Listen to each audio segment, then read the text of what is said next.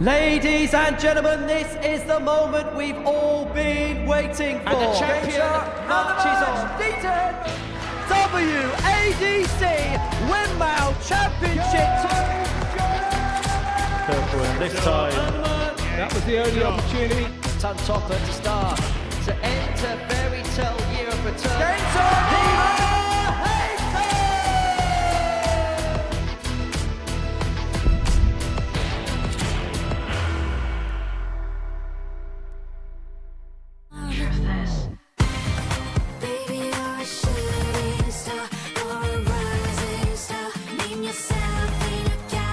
Pressures this 101. Double 16, finds it. To level this up, 1-1. Even better now. Oh, lovely ton plus from her once again. Take out 110. Finds a 60. Finds the 10. It's a tops. Finds that too. Step over them, you'd think that's right. Plenty of time here for Kirkwood.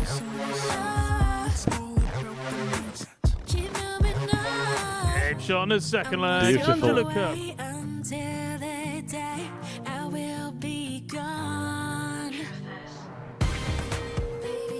Here we go, it's the third year of the WADC Winmau Championship Tour Finals. We're here in Portsmouth once again to see who will win the magnificent Crystal Trophy, enjoying a Wall of Honour which features a couple of legends of the game.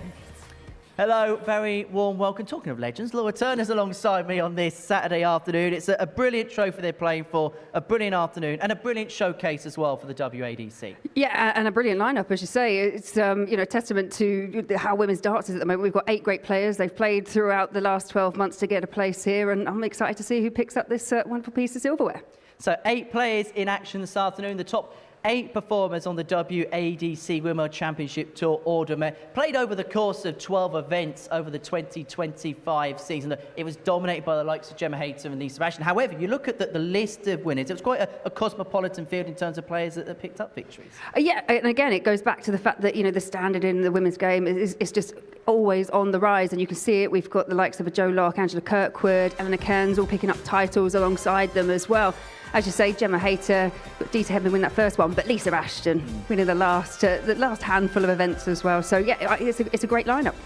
So that's the list of event winners. Now, Lisa Ashton, by winning the last 4 events, it's going to be the number 1 seed for the competition. Gemma Hayter, the number 2 seed. Look, people will say perhaps they're on a collision course for the final, but you look at the likes of Steph Clark, a rapid improver this year. I know someone that you played with for England in 2025. There's a lot of players there that will certainly fancy their chances. Yeah, anyone that's qualified for this will be here to win the top prize, absolutely, and they've all got the ability to do so. But yeah, you talk about that first match. Steph Clark has beaten Gemma Hayter this year. They've met a couple of times. Gemma's won one, Steph's won the other, and it's always been really competitive between the two. So it could go either way. Gemma Hayter, the defending champion, she won it so well 12 months ago, and it really was that big title at the end of her comeback here in the sport. Yeah, and she hasn't really looked back, has she? Obviously, she's going to be debuting at the Ali Pali, another player that's just got better and better. We've seen her in regulation weeks at Modus. We've seen her picking up Women's Week titles and picking up this title last year. So yeah, there's Gemma Hayter, definitely, she's trending in that right direction. And Gemma was actually the spark for Lisa Ashton to play in these tournaments at the back end of the year. Played 4, won 4. I bet Gemma's glad that she said and recommended the tournaments to her. Yeah, well, absolutely. You want the best players there. You want to go up against the best, and you want the tours to succeed. So I totally understand it. But with the fact that Lisa won all 4, perhaps Gemma would be like, well, maybe she'd only hit a couple. That would have been all right. But as you mentioned, Steph Clark in that quarterfinal. Now, the first lot of games are best of 7, and then the semi-finals and the final are best of 9. For the bigger seas, is that where they become a bit more susceptible in that shorter course format? Yeah, it's the general narrative, isn't it? That's what we say. If you're going to catch these top players, you want to catch them early, because in a race to 4, kind of anything can happen. You can sustain that. Players can sustain that level. But again, you look at the quality of the field, and I think every player in the field has got the ability to maintain a really high standard over 9 legs. There could really be some upsets today. And we should mention the likes of Angela Kirkwood and Karns, who are ever present here. They managed to qualify 3 years in a row. When you consider it's a tournament of 8 players, that's some achievement to do that. Yeah, the hardest part really is the work you do on the tour. The aim is to get here, but the work you do on the tour, this is the prize at the end. And so the fact that we've got players that have done it year on year on year, then again you can just see they're not just playing well, but they're playing consistently well. Well, let's have a look at the draw then. It's going to be played in bracket order. Lisa Ashton, the #1 seed, is going to get the action underway. Taking on Sue Lowther from this part of the world, from Waterloo, about 10-15 minute drive from here. So, she's going to have her supporters in the crowd. She's got a fair few supporters actually in the crowd. Yeah, she has, and someone that I know really well. I've played alongside her for Hampshire County for many a year, and Sue Lowther, she's now making the that transition into going to the WADC. She's kind of put County on a back burner. I mean, County will always be there, but also we've seen her recently at the Women's Series, and where she made the back end for one of the tournaments. She made the semi-final. So yeah, again, good things coming from Sue. Just finally, how good is it to see a packed house here? It's wonderful, yeah, absolutely. And I'm not surprised as well. There's lots of support, not just for Sue locally, but Gemma, Hayter, but people have travelled for everyone that's in the field. So yeah, it's wonderful to have every seat filled. Shall we get the darts underway? I would love to. Right, it's time for our first quarter-final. Lisa Ashton up against Sue Lowther. And earlier on this morning, I caught up with both players. So great to see you here at the Tour Championship Finals. How much are you looking forward to this? I've been really looking forward to this. Yeah, definitely. Yeah. Let's get to know you a little bit better then. Is this the first time you've played in front of the TV, the cameras? I played on the live stream at the PDC, but this is the first time I've been here playing. I was sat here last year watching Gemma, so I'm here this year playing, so that's good. Hey, local play. You're not too far actually. No, Waterlooville. Yeah. So have you got a few people in? Have you got a bit Yeah, of a all my crowd with children are here today. Yeah. Yeah, all 5 of them, hopefully. So definitely cheering on Mum for joy. Yep. In terms of this season, you've had a final on the tour, you've had a couple of semi-finals as well, so you've had some really good success this year. Doing okay, yeah. I've relaxed on County. I've given that up, and I thought I'd have a go at it, and I'm doing okay. I'm doing all right. I'm enjoying it. That's the best thing. That's the most important thing. So.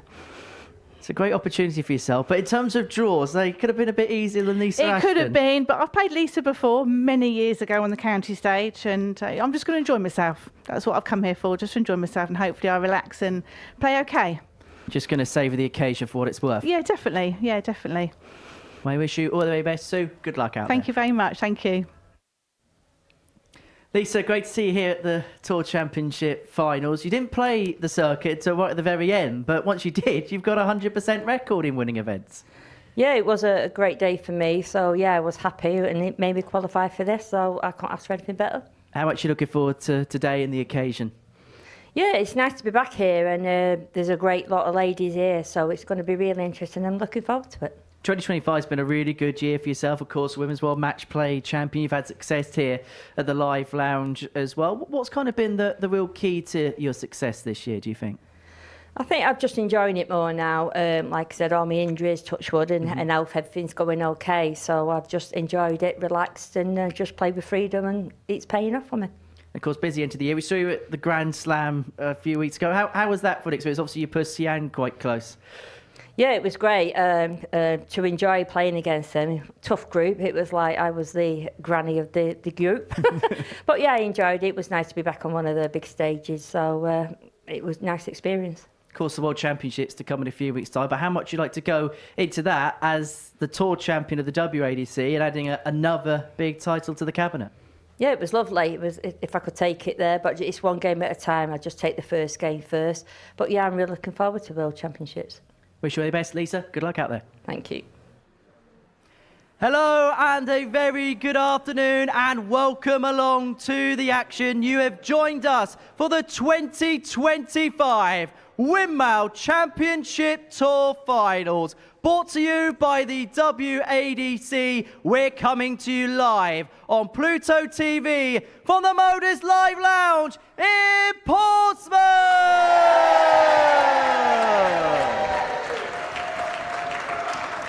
Let's toe the hockey and let's meet the players for our first quarter-final of the afternoon. Could you please welcome a former tour event finalist, Sue Lowther, and the 4-time champion of the world, the #1 seed, the Lancashire Rose, Lisa Ashton!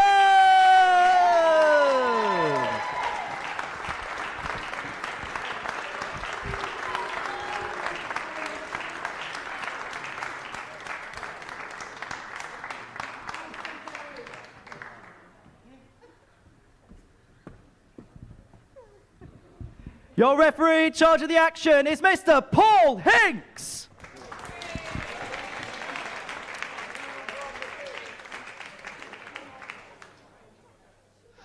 Welcome to what promises to be a fantastic afternoon of darts, and just look at that backdrop there. An incredible atmosphere will be had this afternoon at the WADC Championship Tour Finals, and no surprising to many people that Lisa Ashton will be the #1 seed.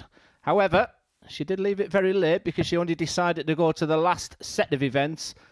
The 4 events that she played in, she won all 4. She's having an amazing back end to 2025. That incredible world match play at Blackpool will be a highlight that live in a memory, considering she's a 4-time champion of the world. I know how much it meant to her. To get the luxuries of playing in the Grand Slam of darts, and we'll be playing at Alexander Palace as well. So it'll be wonderful practice for Lisa. And speaking of legends, there's your man in your picture. A man who's refereed 4 PDC finals himself, Mr. Paul Hinks. Thank you, ladies and gentlemen. First leg, Lisa to through first.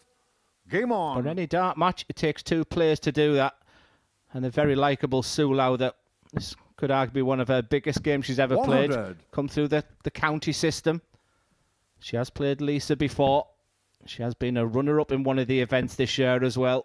She's on a bit of a free roll. She didn't qualify 36. for one of the 8 players, but the fact that the 2023 champion Dieter Hedman was unable to attend, it has given Sue this 100. opportunity, and I just hope, Laura Turner, she goes out and enjoys every second of it. Yeah, that was the impression you were getting, obviously, from the interview that Henry did with her earlier 100. on today. But yeah, Sue Lowther, the player that I've known for many years since I started playing. She's played over 250 games for Hampshire. 100. And she's just now decided to take that leap to go on and move into doing the PDC Women's Series. She did the last 4 events, made the semi-final on her very first attempt, and 25. obviously now debuting here. Yeah, she beat Ellena Karns as well on the way to that Women's Series. 100. She really enjoyed playing on the stream. She looked so nervous, and I have to say, during that interview, we had smiles on our face because she looked a little bit nervous. Big support. But the fact she's hitting that treble 20 now, 95. that'll Lisa settle her down very quickly. 101. But Lisa out the traps very, very quickly. We'll go downstairs for treble 19. So 62 points left. Excellent set of 69. play from Lisa Ashton, the #1 seed.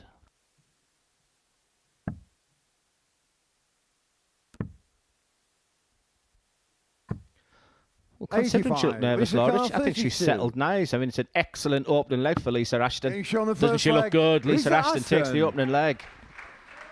Yeah, and as I say, she's got Second leg, plenty of Sue through experience to first. draw on Game Sue on. Lowther. It's just perhaps at this level playing in front of the cameras that can sometimes, just be that all-important difference. But the fact that you're drawing the #1 seed, who, as you 22. mentioned, has been in fine form off the back of winning that PDC match play title, beating the likes of Bo Greaves, Robin Byrne and 60. Fallon Sherrick in the final. She did it in such a manner that I just think this season's just really picked up for her towards the tail end. Yeah, it's interesting you say that because at the beginning of the season, chatting with her, we've done 43. a couple of exhibitions together, she still had the concerns with her injuries. And I think it was almost like when I left, I think she was a little bit worried where her career was going. 139. Look what a couple of months makes. I mean, it was such an emotional moment at Blackpool for her. She's saying she's now free from injury. And it's good to see. 41. And it's brilliant to see, inverted commas, new faces. Like you say, you know Sue really well. You just get the feeling you want her to do well. It's an excellent 28. opportunity. And what a brilliant crowd this afternoon. Yeah, and it'd be great. I think, the one thing, this is a showcase piece for the WADC, and they've got 8 fantastic players in the lineup. 100. And I think for every player, when you get to this stage, especially when you haven't been there before, you just want to make a good account of yourself. I know when I first debuted, say, like a World Championships, 56. so much effort goes into qualifying for an event like this, and I think that's what's sometimes overlooked, that you can kind of put a little bit too much pressure on when you reach this stage. Yeah, and I just want to sort of say as well, 81. big thanks to Claire Stamper. She so much wanted to be here, and you use the word sort of like passion and energy, and she's make sure you say this, make sure you mention this for 100. next year. I mean, they're on a mission themselves. Ladies darts has never, for me, been in a better place than it is right now, and the WADC is going to be having a fantastic 2026, and we'll be talking about some of the initiatives for next year. 118. Trying to find a route through to that treble 20, and that first dart just made it a bit awkward. So an opportunity here for Sue Lowther. Get a leg on the board. She looks really confident. Those early nerves have gone. This would be a beautiful finish. Double 16. 61. What an effort. Rishukar 60.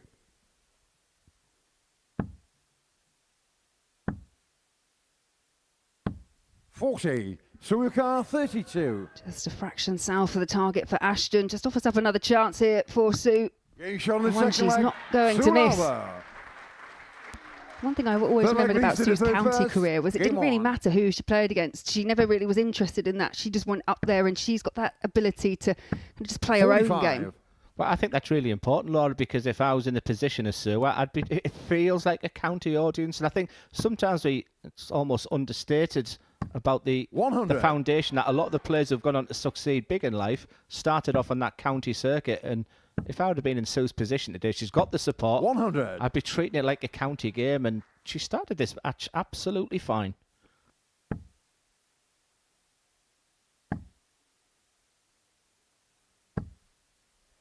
$83. Yeah, and continuing in the same manner, putting Lisa Ashton under a little bit of pressure early on in our opening 60. match. Yeah, Hampshire ladies have always had a great side, and then you joined them, Laura. Never mind. Yeah, they're stuck with me now, and my mother and my daughter. We make up like a quarter of the women's 81. team. That is music to my ears. That is absolutely fantastic. Love that. 93. That's some of the county squad. Actually was walking around earlier and it felt like a county match. There's so much support here from the Hampshire team. 66. Well, she's right in the mix here. She's in front in this one, Lisa. Would never have underestimated Lowther. She'll have known that this will have been a really big game for her. But right now, is Lowther just beginning to take control of this leg? Could do with a treble. 98. Yeah, and a great pick off with the last dart just to put pressure on this 154, and just a stretch too far for Lisa Ashton. 94. Suukar 73. What an opportunity for a breaker throw, because Sue's going to have to break the throw, Lisa, if she's going to win this game. Big 14. This is really good stuff for double top. That is sensational darts. Yeah, absolutely massive, and despite that emphatic start that we saw from Lisa Ashton, it's Sue Lowther now finds the breaker throw and trying to go into a 3-1 lead. Very, very acceptable averages. 100. I won't lie to you, Laura. When I saw the interview, I thought nerves are just going to get the better. Lisa's almost in the form of her life. 60. But what a story this could be in the first game of the day. 8 players in this quarterfinal. Immaculate finish and a real masterclass so far. No early nerves. 43. Lisa's up against it here. And Lisa will know, especially in these short course formats, that, yeah, you are 100. vulnerable. It doesn't matter who you are. Unless you can really kind of boss the game from the start, you can get yourself very much embroiled, and that's what Lisa Ashton's done here. 45. That's unlucky. That first dart was a well-thrown dart, just underneath, just on that wire. That's the difference in this game, because look at the difference between the wire there. And it's a big 140 there for Lisa. Is she making her move?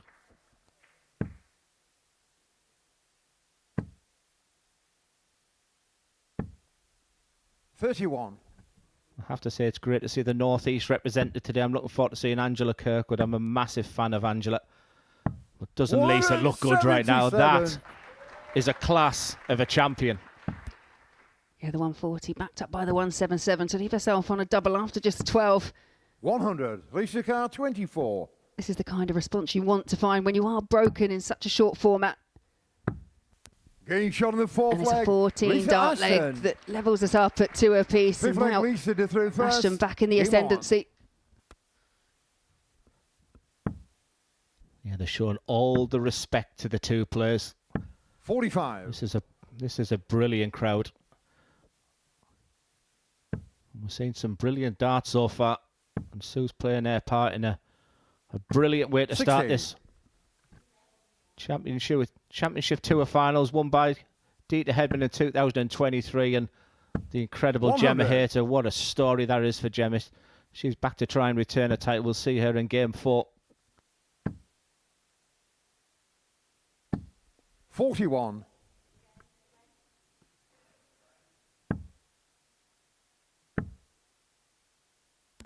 $60. When you look at the CV of Lisa Ashton, it's one of those ones that you kind of think, is there anything that she actually hasn't won? Actually, this event is one that you could pick out to add to the CV. But yeah, Women's World Match Play this year, 4 times Women's World Champion, 3 times World Master, picked up numerous events on the BDO, now the WDF system. 100.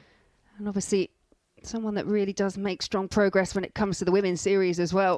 It's something that you missed off there, and many congratulations to you also, Laura, in a sense that wearing that England shirt, 60. she did that with real pride. She'd done it for a certain period. That meant an awful lot to her. But there's the 4 stars on the lapel.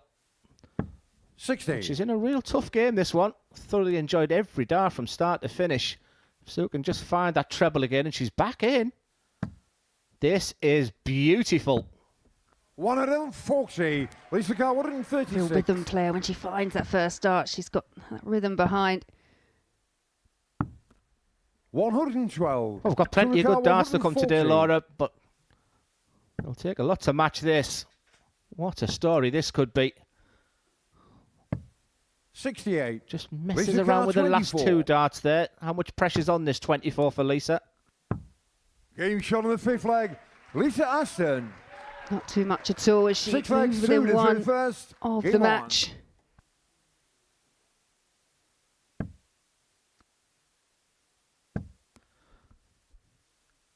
Statistically, 36. it's a good game. Visually, it's an excellent game. It's really tight. And this is a good version of Lisa Ashton. You know, Sue's playing well 125. against an excellent Lisa Ashton. What a start to this afternoon, Laura. Yeah, thoroughly enjoying it. And as I was saying to Henry, I think every player in the field has the ability to 43. beat everybody else. Yes, there are players that are going in, like the likes of Lisa Ashton and Gemma Hayter, that you would call the informed players, but absolutely anything can 45. happen up on that stage.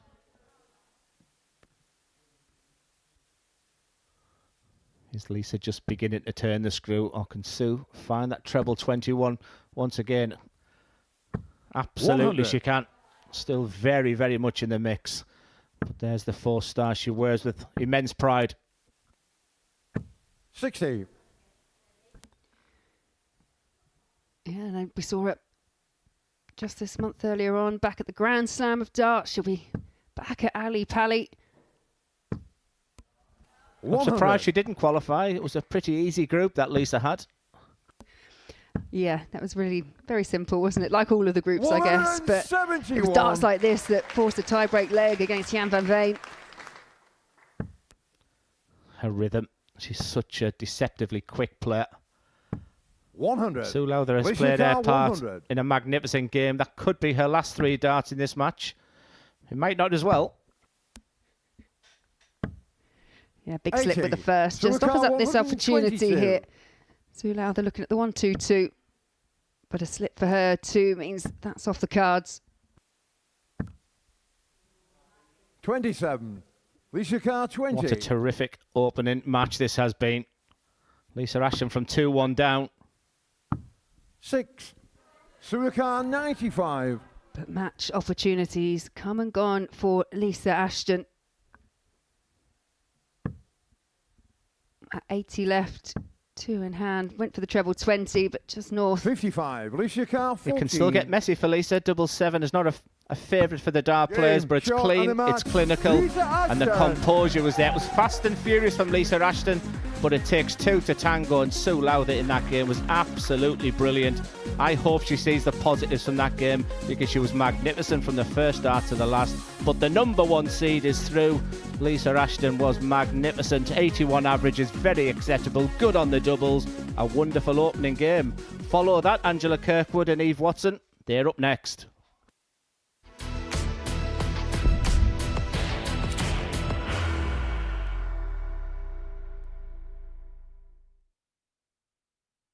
Are you ready to lift that trophy, Darius? Yes. Let's do it then. Ladies and gentlemen, your Modus Super Series 9 champion is Lucky D, Darius Labanowski!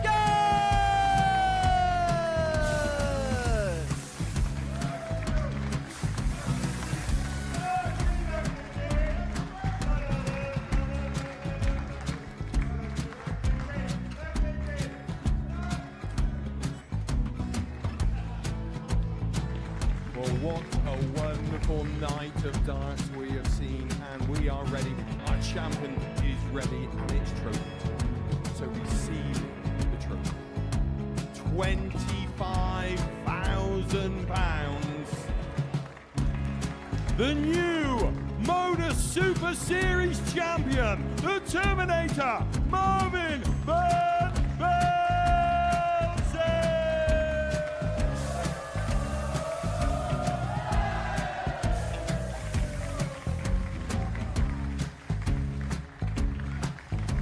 And one more time, the 8th Modus Super Series champion, the Terminator, Marvin Van Velzen. And the new Modus Super Series champion is Andreas Dirty Harrison.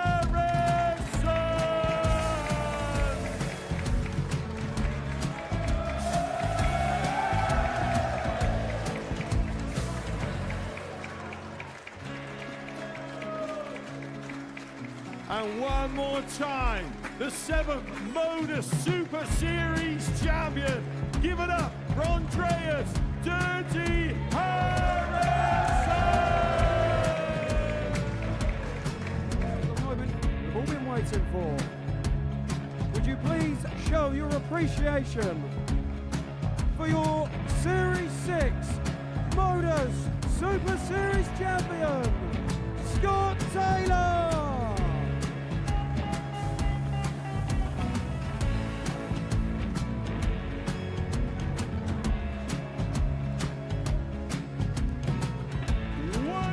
Time, your new Modus Super Series champion.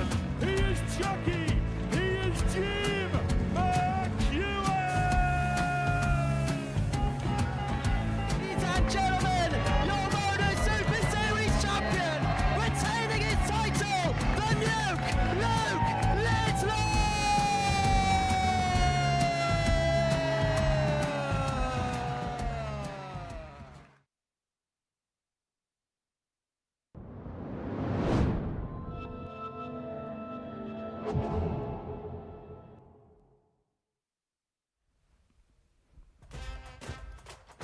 Welcome back to the Championship Tour Finals, where before the break, Lisa Ashton got the better of Sue Lowther by 4 legs to 2. Our second quarter-final is a meeting between Angela Kirkwood, a winner on the circuit in 2025, up against Eve Watson, and early one, I caught up with Angela.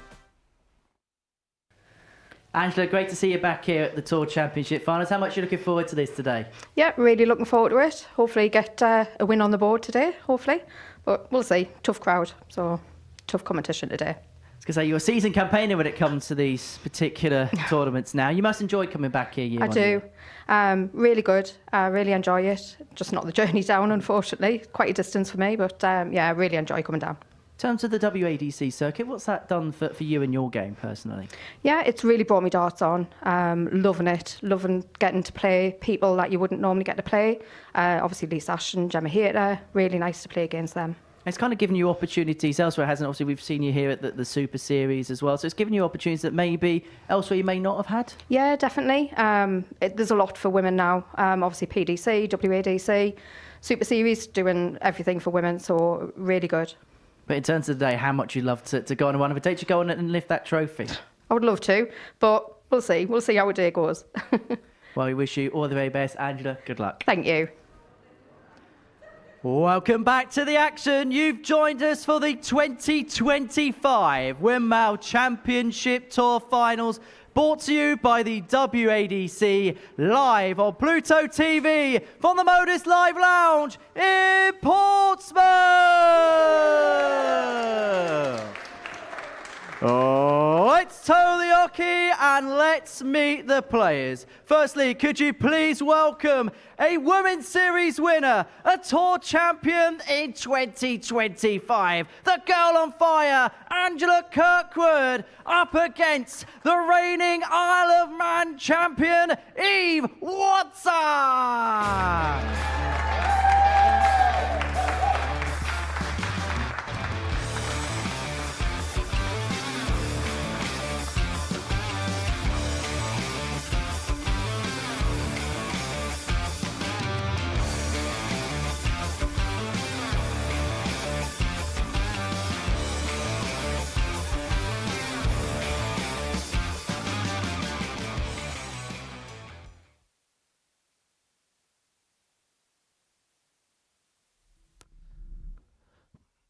And welcome back to quarterfinal 2. And I'm really looking forward to this one because Angela Kirkwood is from my neck of the woods, from Tyne Weir, and her progression in the game is absolutely fantastic. And it was great to hear about the platform for ladies darts right now. She mentioned how much she loves playing the WADC, an event winner this year. And in the final, she played her opponent today as well. So I wonder if a chance for Eve Watson to get a little bit of a revenge. But Laura, I see this one more of a 50-50 game before that first quarter-final, which I thought was absolutely tremendous from first start to last. I felt that Lisa was the heavy favourite. This one could be just a little bit tighter. Eve Watson has just recently represented a country once again at the World Cup against Angela Kirkwood, who's, like I say, her trajectory is going up and up.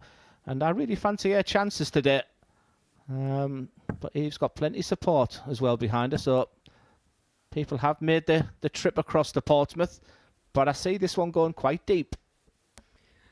Yeah, I agree. I think this is definitely one that's kind of left up to interpretation. It's who's going to bring their best when it really matters, because ladies and gentlemen, first leg Eve Angela Kirkwood, as you say, she's consistently now making the back end of tournaments at the Women's Series. She sat 11th on that overall table, it's a really high quality, high caliber field. Haven't seen Eve 95 this year at the PDC Women's Series, but her focus has been very much on the WDF, and she's now qualified for making her debut later on in December at the Lakeside. Yeah, Joanne Hadley, she plays in the first round from Australia. And the winner of that one will be playing Eileen de Graaf. So many congratulations to Eve. It is a special place to play darts. 96. She'll have an unbelievable time on there. But yeah, I was just looking through her Women's Series record and noticed that she hasn't played any of that. We've sort of just been sort of chatting off air that there's so many opportunities for players now, in particular ladies darts, but there's still the financial aspect of things and making the decision to do everything. That's where you're reliant on the sponsorship. They look good. It looks absolutely fantastic. Yeah, Eve Watson, a player that I've come up against on many an occasion. And as you said, I was out in 60. South Korea Eve your car 130. alongside her. But I think the match for her that she said really made her year, she beat her fellow countrywoman in Rhiannon O'Sullivan. 56. That was at the recent World Masters. Made it past the last 16, lost out in the quarter-finals to Sophie McKinley. Yeah, Sophie's another player making giant 81. strides in the game. Eve your car 74. But it's been a superb start from Eve. She won the bullseye. Doesn't need to go to 13 bullseye. So decision to make here. That's the decision she's having to think about right now. 34. And that looks the sensible play in the end. Yeah, it's all about playing those percentages, isn't it? Giving yourself the best opportunity to see off the leg. 60. Eve your car 40. For a potential holder throw in 16 darts. Lovely marker. 20. Absolutely nothing wrong with those 3 darts. She'd be frustrated one of those didn't go in. But Kirkwood still way back on 178. She won't be far behind after this throw. Quick glance over at the score. 124. Yeah, slip of the last. 20. Just seemed to stop a rhythm of that last dart looking at the scoreboard. Game shown the first What a dart that is. Eve Watson. I was just about to give the statistic of how many missed Second darts leg, at a double E Angela for through Eve Watson. first. Game on. And let me tell you, that double 5, that manoeuvring across from 10s to 5 is never the easiest. She'll be settling down. And one thing I've wanted to talk about with Angela as well, she's always sort of used 100. that really big barrel of a dart as well. So when that 178 was going in there, so you can just see that the total difference in the style of darts we use. I mean, there's 60. so much technology out there. That's always been very noticeable. A very sort of old-fashioned dart that Angela throws.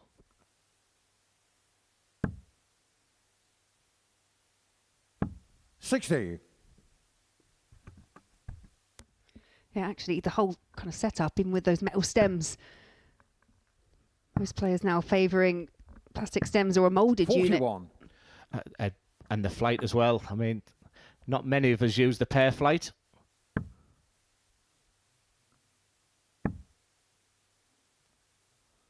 But I did 26. feel that this one, I mean, what a wonderful opportunity for Eve as well on the eve of Lakeside as well. I mean, she's going to get some terrific stage experience and practice this week, which really could help when she 42. goes into a match at Lakeside.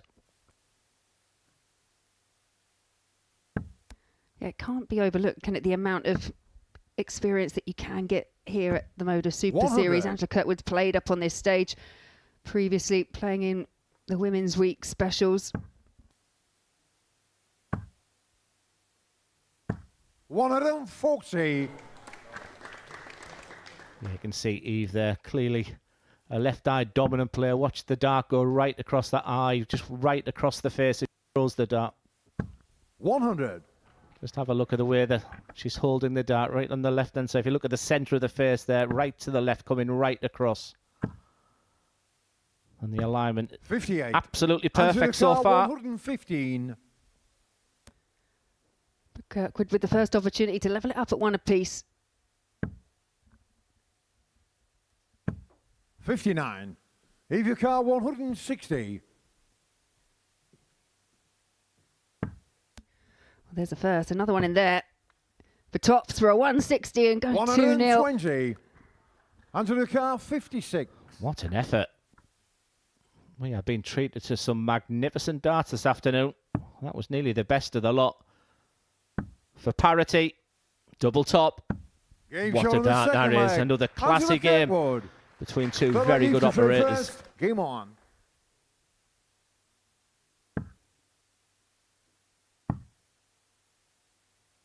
$96.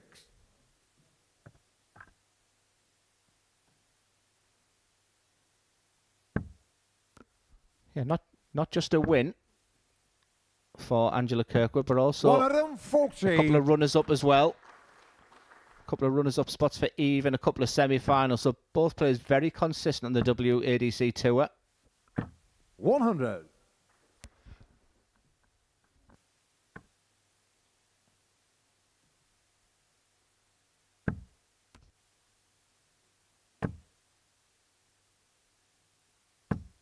$140. And you just get the sense that Angela Kirkwood really warming to the task now. You can see the averages. Kirkwood just 95. under the 82 mark. And again, it's just a really competitive match. You know, I still work on old money as well with my old county days. I mean, 27 average per dart is, you know, is terrific dart. It was enough for Lisa Ashton in that belter of her first game. 100. And I just sense that Angela is just looking settled in this game. She's very cool. She's very calm. She's got a lovely demeanour about her game. But equally impressive is Eve Watson. 134. We felt it was going to go tight. 121. It's looking like the case as well. Kirkwood first down to a finish.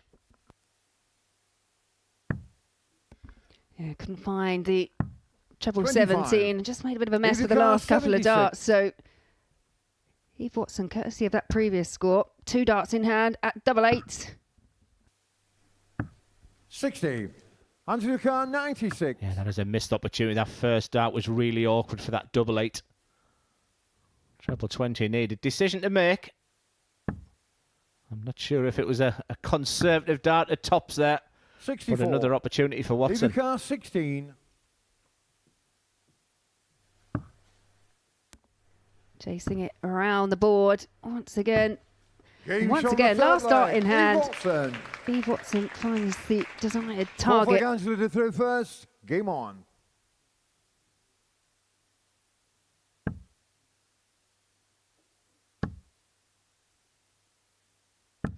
$43.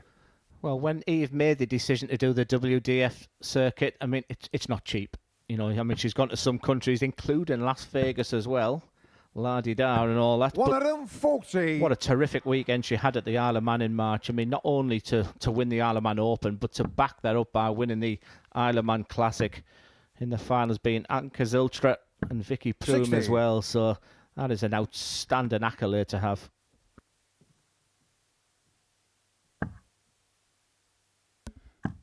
Yeah, she's another player that really is just on the up. And I think when you look at the amount of darts available, we quite often say it in the context of, you know, with younger players now coming through where they've got the development tour and They can go on to the Challenge Tour, and they've got JDC. When you look at the women's game as well now, with the inclusion of the PDC, with the women's series, which is ever expanding, now the WADC, with their expansion, and will be expanding again next year. There's a lot of options available, and I agree. It's sometimes you'll just have players that just have to make that decision. Do I do this code or do I do that code? And there are some that are lucky enough to kind of do a bit of everything. 60. Yeah, there'll be 6 Winmau Tour events next year. 3 in the north, in the mighty Middlesbrough. 100. 3 in the south at the excellent Bradmore Farm as well. So plenty of opportunities there. And initiatives by doing well on the tour. Just a sort of play 60. here at the live lounge in Portsmouth in front of a full audience. I see Watson here with another opportunity for a big checkout. Missed the tops of the 160. Can she find it for the 120? 80. And I'm saying that was in and out there, Glenn. That could have been a 160 finish and a 120 finish. But she's got the 2-1 lead. She will be back on the top. She's gone through a process stood behind Angela. You don't often see the shake of the head from Kirkwood. 40. This really is an opportunity to punish.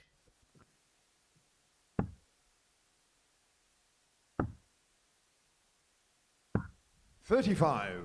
Angela Karns, 93. Yeah, a bit of a look to the sky there for Eve Watson. Massive opportunity to break. But 84 left here for Angela Kirkwood. 45. Let me tell you, in this 5 combination finish, the hardest start is the first one. That's a good dar for double 2. That's a beautiful finish. She's on the cusp of a semi-final. Eve Watson leads by 3 legs to 1. Go Eve. Game on.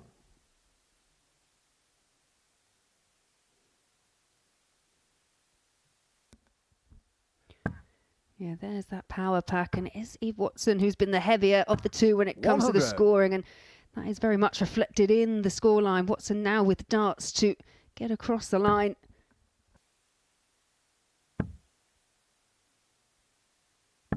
$60. Yeah, there's a real north-south divide as well in relation to qualification to get to the live lounge next year as well. So have a look 59. at the WADC website. Have a look at the criteria, the registration details.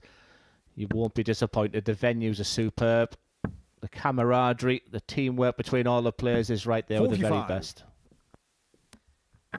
Yeah, I think the biggest change, isn't it, going into next year is, as it stands for 2025, it's just the one ranking table, but now that's being split into 93. The north and south. And I think it's a good move because that might then attract even more players that are in those regions to focus on the tournaments that are easily accessible. So the whole thing with the ADC and the WADC 60. is all about accessibility.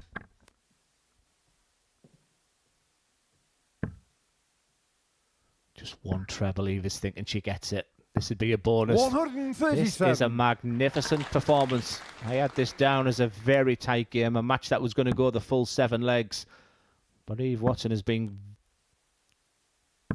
devastatingly good in this match. She's had attempts at 160 and 120. Will the 112 go? Not on this occasion. And 24. Really did make a bit of a mess of it. Obviously, not too much pressure on that, but when you're playing well and everything feels good, you just want to see it off, get the job done. 44. Even if it was just to leave it down to a double. With Angela Kirkwood way back.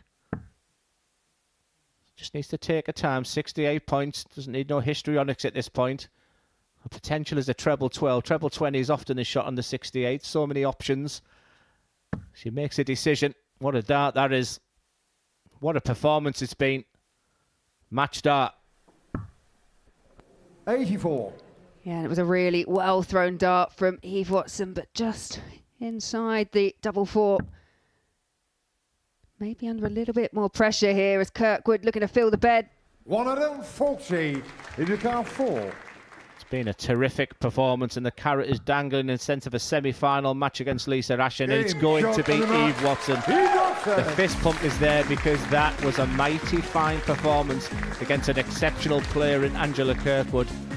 That was outstanding. She's on the eve of her appearance at Lakeside as well, and that'll do her no harm whatsoever. The numbers look good throughout there, 76.24. She'll want to tidy up on the doubles. Some really good attempts at some big ones, but an excellent performance from Eve Watson. We move on to quarterfinal 3. It's Joe Locke against Ellena Karns.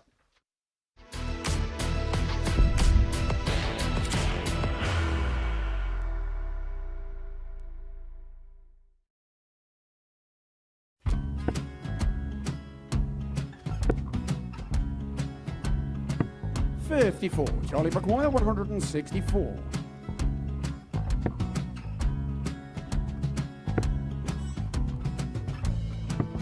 $44.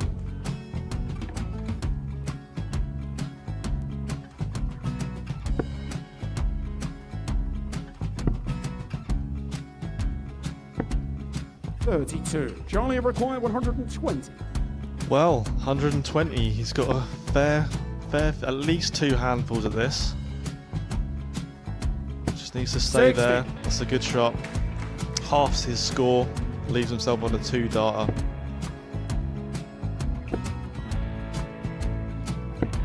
$26. Charlie Time on his required side 60. to become back-to-back singles champion.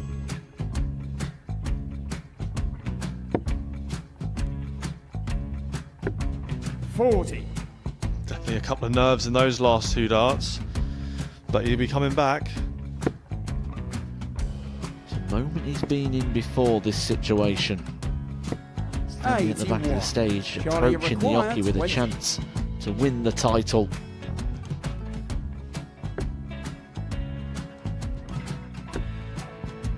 He did this to win the first title, if you remember.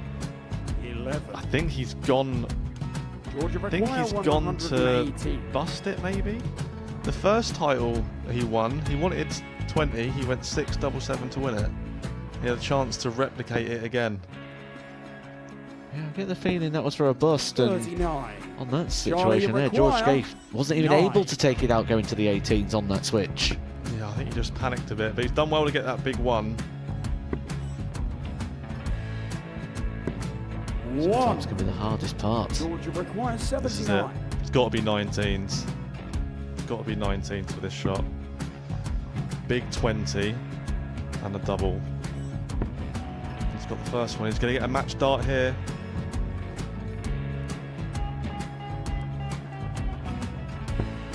$59. Charlie Threw the entire required body into that 8. one. Just didn't want to let go of the dart.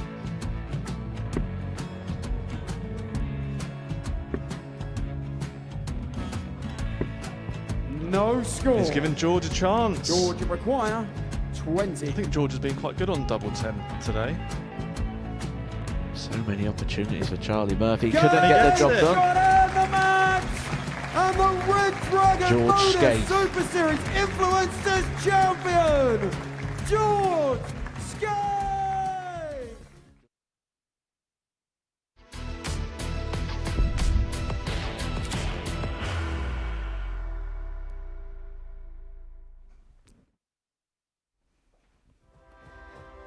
So 2 games down in the Winmau Tour Championship for 2025, and before the break, Eve Watson got the better of Angela Kirkwood by 4 legs to 1. So the first semi-final set up, Lisa Ashton takes on Eve Watson. Quarterfinal number 3, Joe Locke is Ellena Karns, and I caught up with Ellena early on this morning. No, another year, another tilt of the WADC Tour Championship. How much are you looking forward to this? Yeah, it's always exciting to come here to play with these great, amazing players as well. Yeah, very exciting. You played all 3 years of this competition. What's it about the WADC that kind of brings the best out of your game, do you think? Yeah, definitely. I think it's quite new to the system, really, but it's a great opportunity for the women. And like I said, very grateful to be here for the 3 years. So, third year you're here. Obviously, first year you were here, you got through to the semi-finals, came very close to the final. Is that something you look back on and think, right, I've got to put that right this time? Yeah, definitely. I think I've improved a lot since then. I'm in a bit of a different mindset now, feeling good. Yeah, so exciting to see what happens. When you say different mindset, what in particular is that about? Yeah, I think I've had one of the best years probably in my career this year. You know, got some great support behind me with Target and stuff like that, and with everyone, all my friends and stuff like that. Yeah, so very exciting. So you feel like you're ready now to really push on and kind of take that next step, I suppose? Yeah, hopefully. Yeah, obviously if it doesn't go well, it doesn't go well. But yeah, I'm feeling good. Because you've been here every year, how much would winning this today mean to you? Oh, massive. Yeah, it'd be such a pinch for me moment, really. But any of the players who win, yeah, I love them all. So, yeah, be good. Wish you all the very best. Good luck out there, Ellena. Thank you very much. Thank you. Welcome back to the action. This is the 2025 Winmau Championship Tour Finals, brought to you by the WADC. We're live on Pluto TV from the Modus Live Lounge in Portsmouth. Let's toe the Yorkie and let's meet the players for our third quarter-final. Could you please meet a former WDF Girls Champion of the World, Miss Dynamite, Ellena, Karns, and a tour event winner in 2025, Jo Law!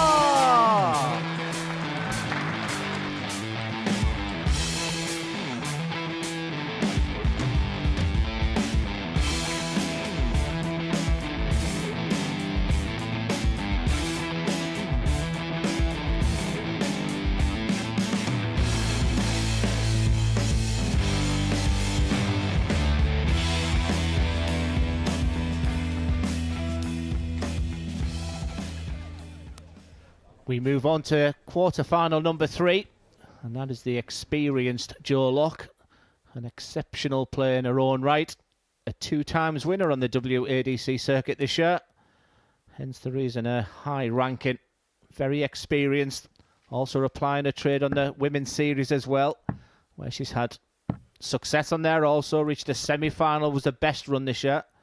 But I really enjoyed that interview from the very likeable Ellena Karns. You know, when she did become the girls' world champion, you know, big things are always expected from you. But that transition from the girls into the sort of the seniors, it's never the easiest. But it was really refreshing to hear her talk so positively. The fact she's had such a great year. Also has won an event on the WADC and herself 2 semi-finals on the women's series. And let me tell you, that is an excellent accolade to have, because the women's series are producing some incredible numbers right now. And with the likes of Bo Greaves and Luke, I nearly said Luke Little, with the likes of Bo Greaves. Thank you, ladies and gentlemen. First leg, Ellena through first. And Fallon Sherrick doing amazing things on there. You know, reaching semi-finals is something she should be very proud of. So again, not the easiest one to pick up on. 60. No, I get the Freudian slip there. There's definitely a name that kind of rolls off the tongue when you mention Bo Greaves. But no, I agree. Ellena Karns is definitely a player that's going in the right direction as well. And when you look at the names that she's had to come through when it reaching those semi-finals. 85. Jo Lock, very much more experienced performer, represented her country, and a player that's doing 100. very big things on the WAD circuit.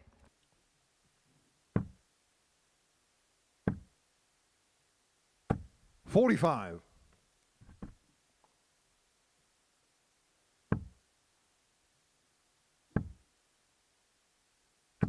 45. It's been a mightily impressive start to this competition today. Lisa Ashton had to be excellent to win her opening game, so the number 1 seed 45. is through the semi-finals. But equally impressive was Eve Watson against the super talent Angela Kirkwood. For me, that was the result of the day so far. 43. We'll move down to the second part. I guess the name that jumps off there is Gemma Hayter, but in Steph Clark, she'll have a tough game, so look out for that next game coming up here. But you feel it's opportunity knocks. The experience Lock against Ellena Karns, who's really just beginning to start a journey. 47. Ellena Karns 132. Yeah, and also comfortably first down to a finish, and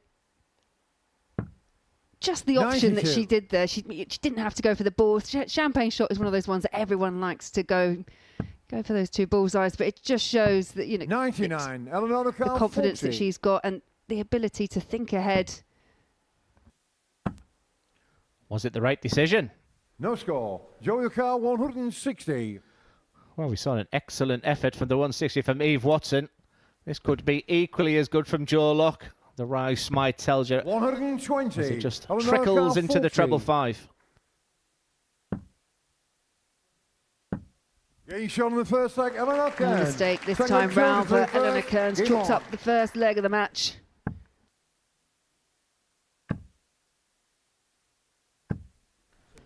But back comes Joe Locke. First maximum of the match going her way. 93. Yes, played at a good pace this one. Looks to be suiting both players. Well, that would have been something 100. really special. We've been teased with a couple of potential 9-darters here at the Modus Super Series this week. And just a reminder, it is 74. Champions Week next week as well. And I tell you what, some of the darts that we've seen already today, that stage is delivering. The players will often tell you, Laura, how much they enjoy playing on there. Yeah, I can say exactly the same thing because it's just such a unique 60. venue. But when you've got a crowd in as well, and it's a packed crowd like we've got here today, it's definitely an experience you don't want to end. And I think that's why we're seeing some of the results that we're seeing today. Everyone's really putting up a battle to get through to the semi-finals. And you have to say it's a superb 60. response from Joe Locke. Yeah, no surprise. The numbers she's been posting this year have been absolutely brilliant. 15. However, that'll disappoint. We talked about the 2 wins, but she's backed that up with 2 runners-up and 3 semis as well on the circuit for Joe Locke. 100. She's up against it in this game because Ellena Karns is down to a finish and leading by that 1 leg. But back to double 16 to Joe Locke. I think she thought that was in. 19. Ellena car 114. This would be a real steal if couldn't find the treble 18. So more chances here for Joe Locke. Joe to finish off 16. a leg that she would have thought would have been over by now. This is where the pressure can get to you a little bit. Again, it's one of those bulbous barrels, isn't it? It's almost having to cover the bed there. It's almost an impossible shot. You can see the top section of that double 8. What an opportunity for Ken. She's never been in this leg. And these are the ones you've got to take. So that's a beautiful first dart for the 61 finish. Just double checking it is double 18. This would be a steal of the century. 43. Joe car 16.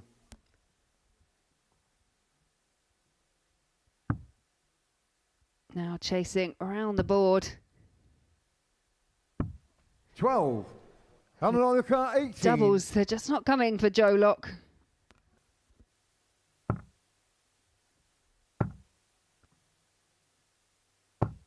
No score. Joe car Head in the 4. hands for both players. A wry smile now on the face of Ellena Karns. You do fear that that's a real serious missed opportunity. This can't continue, can it? Game shot on the second leg. Joe Locke. No, nothing more than relief. Just getting over the line, chalking up your first leg. 140.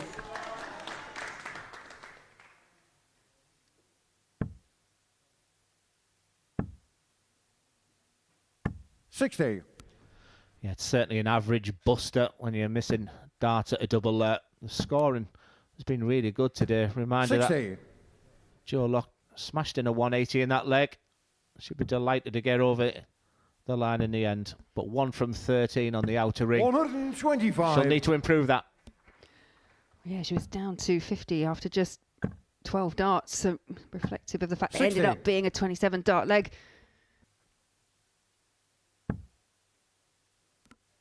See, as we mentioned before, all the players, 41. they've got some support in the background. And I can see Joe Locke, Lauren Salter's come along.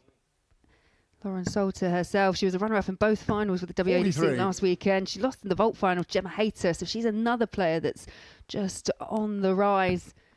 Yeah, you talk about the stream board at the women's series. I was lucky enough to commentate on the fact when Lauren beat 93. Bo Greaves, her biggest win in her career, that's for sure. But it's all you can ask for, isn't it? I think Elena's probably another good case in point that 66. as long as you're seeing that progression and you're seeing the game move forward. And I think since the inception of the women's series with the PDC and the WADC. I think we're seeing those standards rise year on year. Definitely, that's an excellent dart if the treble 19 goes in. Oh, what an effort. 91. Joey Carwood and 41.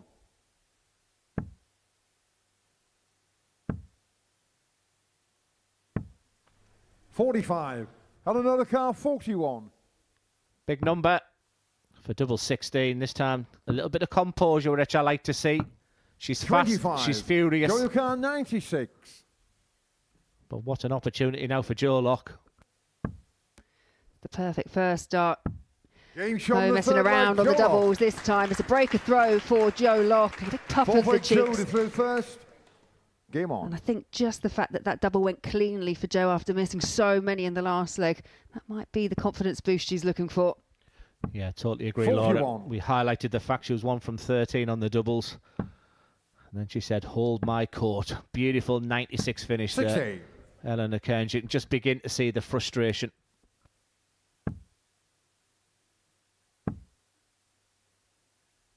$100.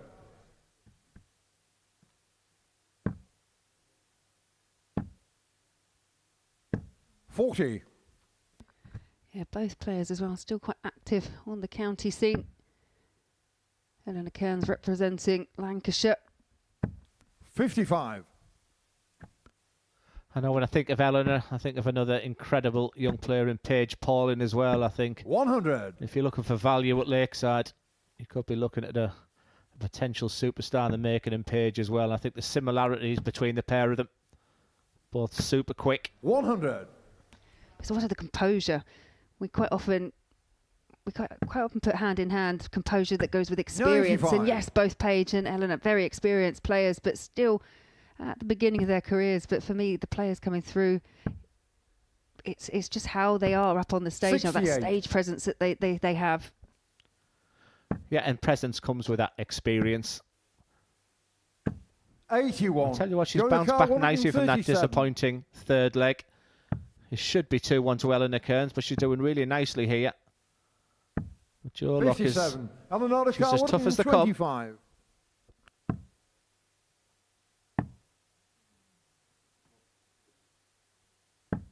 $39. Joey car 80. Your brain is telling you not to hit the 1 or the 5, so stay nice and straight. For the dart, the tops. Elegantly hit. That's a terrific 80 finish. After those 13 mismatched darts, in leg number 2, it's been perfection from Joe Locke, the 96, and then backed up by the 80 finish as well.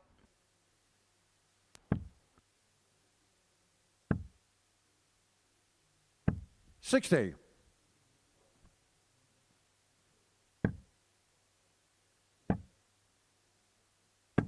$41.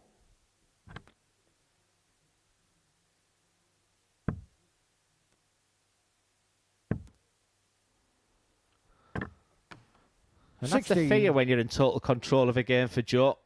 It's almost like you see that winning line and a little bit of adrenaline goes, but for the progression of someone like Ellena Karns, if she can somehow be immaculate from here, if she can pull a really big comeback, it'd be incredible what would be do as part of her journey of moving forward. She's got to just keep believing.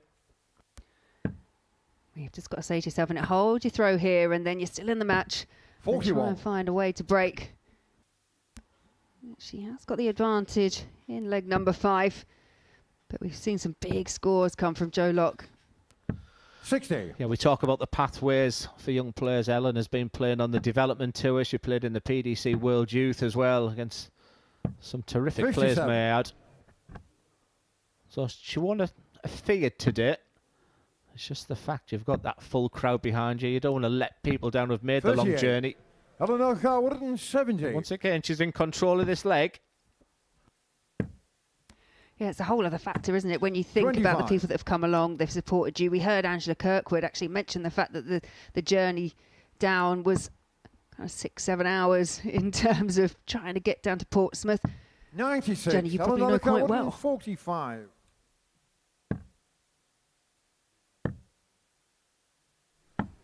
$105. What an effort. We've seen some magnificent attempts at some big finishes. To get back in this match. Another count, 40. Yeah, the doubles have proved problematic at times for Ellena Karns, and that was an in-out, and she knows it. Just a step back, recompose. Game shot on the fifth leg. Yeah, but brilliantly found in the end. Six-leg children through first. Well in contention, but now needs to find a way of breaking Joe Locke. I think you nailed it in that leg there, Laura. Hold your own throat. And now she's got 85. To relax. You want to hear the score of 45 is something. So it's an okay start from Joe Locke, but what a dart that is from Ellena Karns.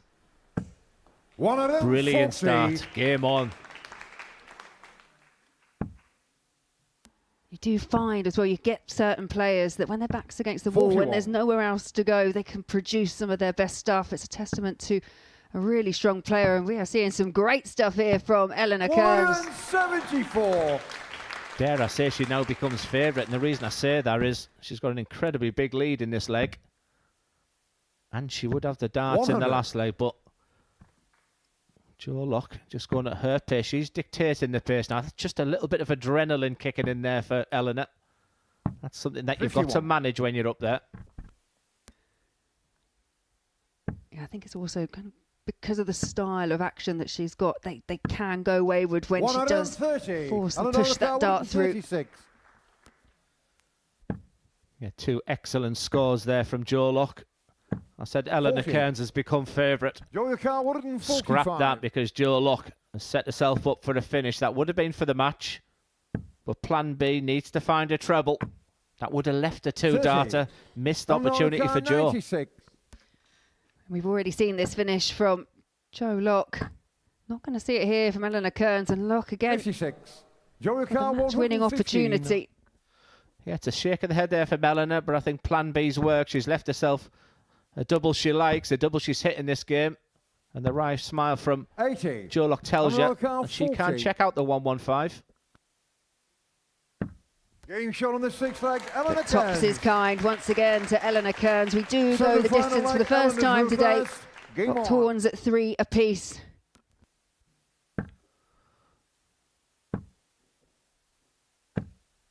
$60. This is really showcasing the WADC. It really is. 3 wonderful quarterfinal games. We've had drama, 36. excitement, big scores, big finishes. Top seed looking $1 million. Eve Watson producing the goods, but this is a proper match play game, this one. Nothing to separate.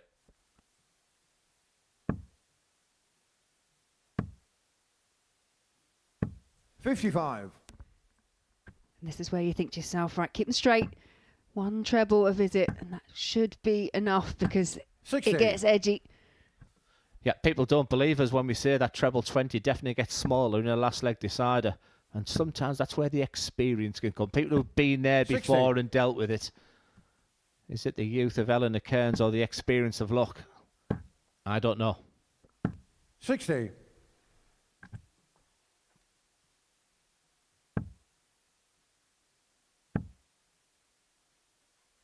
$60. Need the player able to consecutively pin that big treble 20. 95. But that's a good pick off with the last from Ellena Karns. Yeah, absolute gold dust, Laura. If Joe goes trebleless again. 100. Again, what a beautiful dart. The pair of them with the last dart in hand. It's gone from one player to the next, but we did say Ellena Karns would be favourite for 60. this game based on the fact that she's thrown first in this last leg. For Joe Locke, 6 darts from 190. 60. And another count. Another score of 60, and it's Ellena Karns with the first chance to get across that winning line, but needs the treble 19. Takes off the 26 and tries to tidy it up. Joey Carr, 130. Well, we've talked an awful lot about the experience and the quality of Joe Locke. She's been here before. It's bullseye. 105. Yeah, great effort. 80. Back to Karns for a finish of 80, and it's a wild first one. It's not as if it's the technique as well. It's just that mind telling you that. And the 20 almost closes up. 30. What a chance for Joe Locke. She's looked the more composed. Can she deliver? There's the big number. It's double 10. 20. Another car, 50. Neither player able to get across the line, and it's Karns back. It's 2 at tops. It's the excellence of execution from Ellena Karns. She won't be able to take that smile off her face. That was a cracking game of darts. That went the full 7 legs. It was the youth against the experience. They can share a story or two about that game. But Ellena Karns, yes, there was some missed darts at a double early on in that game, but a thoroughly enjoyable game. And it's Ellena Karns that moves on to the semi-final. Who does she play? It's Gemma Hayter up next against Steph Clark.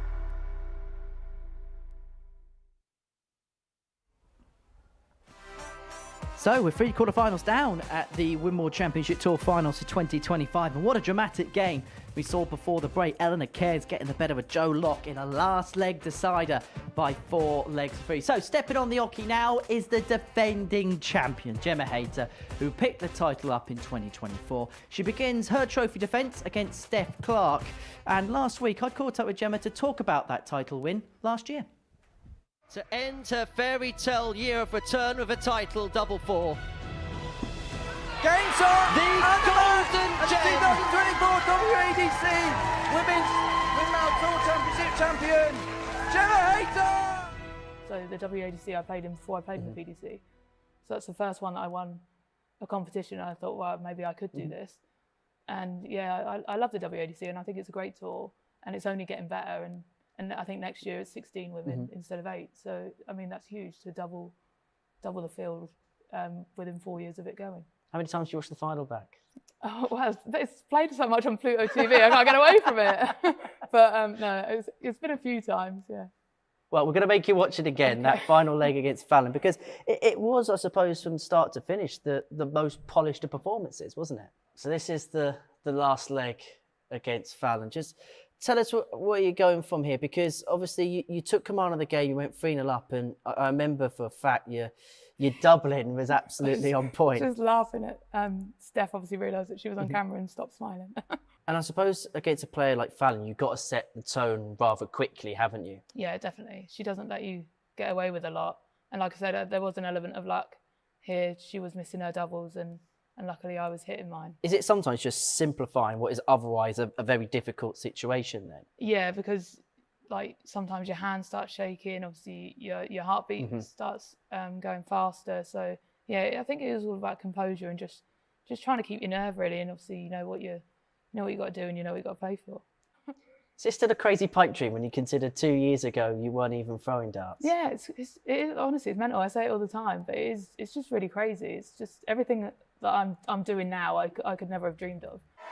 The 2024 WADC Winmau Championship Tour winner, Gemma Hayter!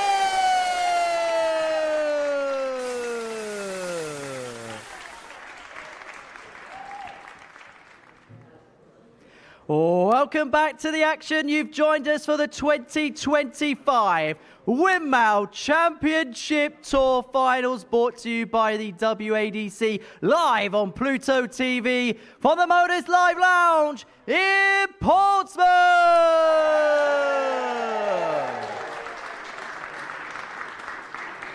Let's toe the hockey and let's meet the players for our final quarter-final.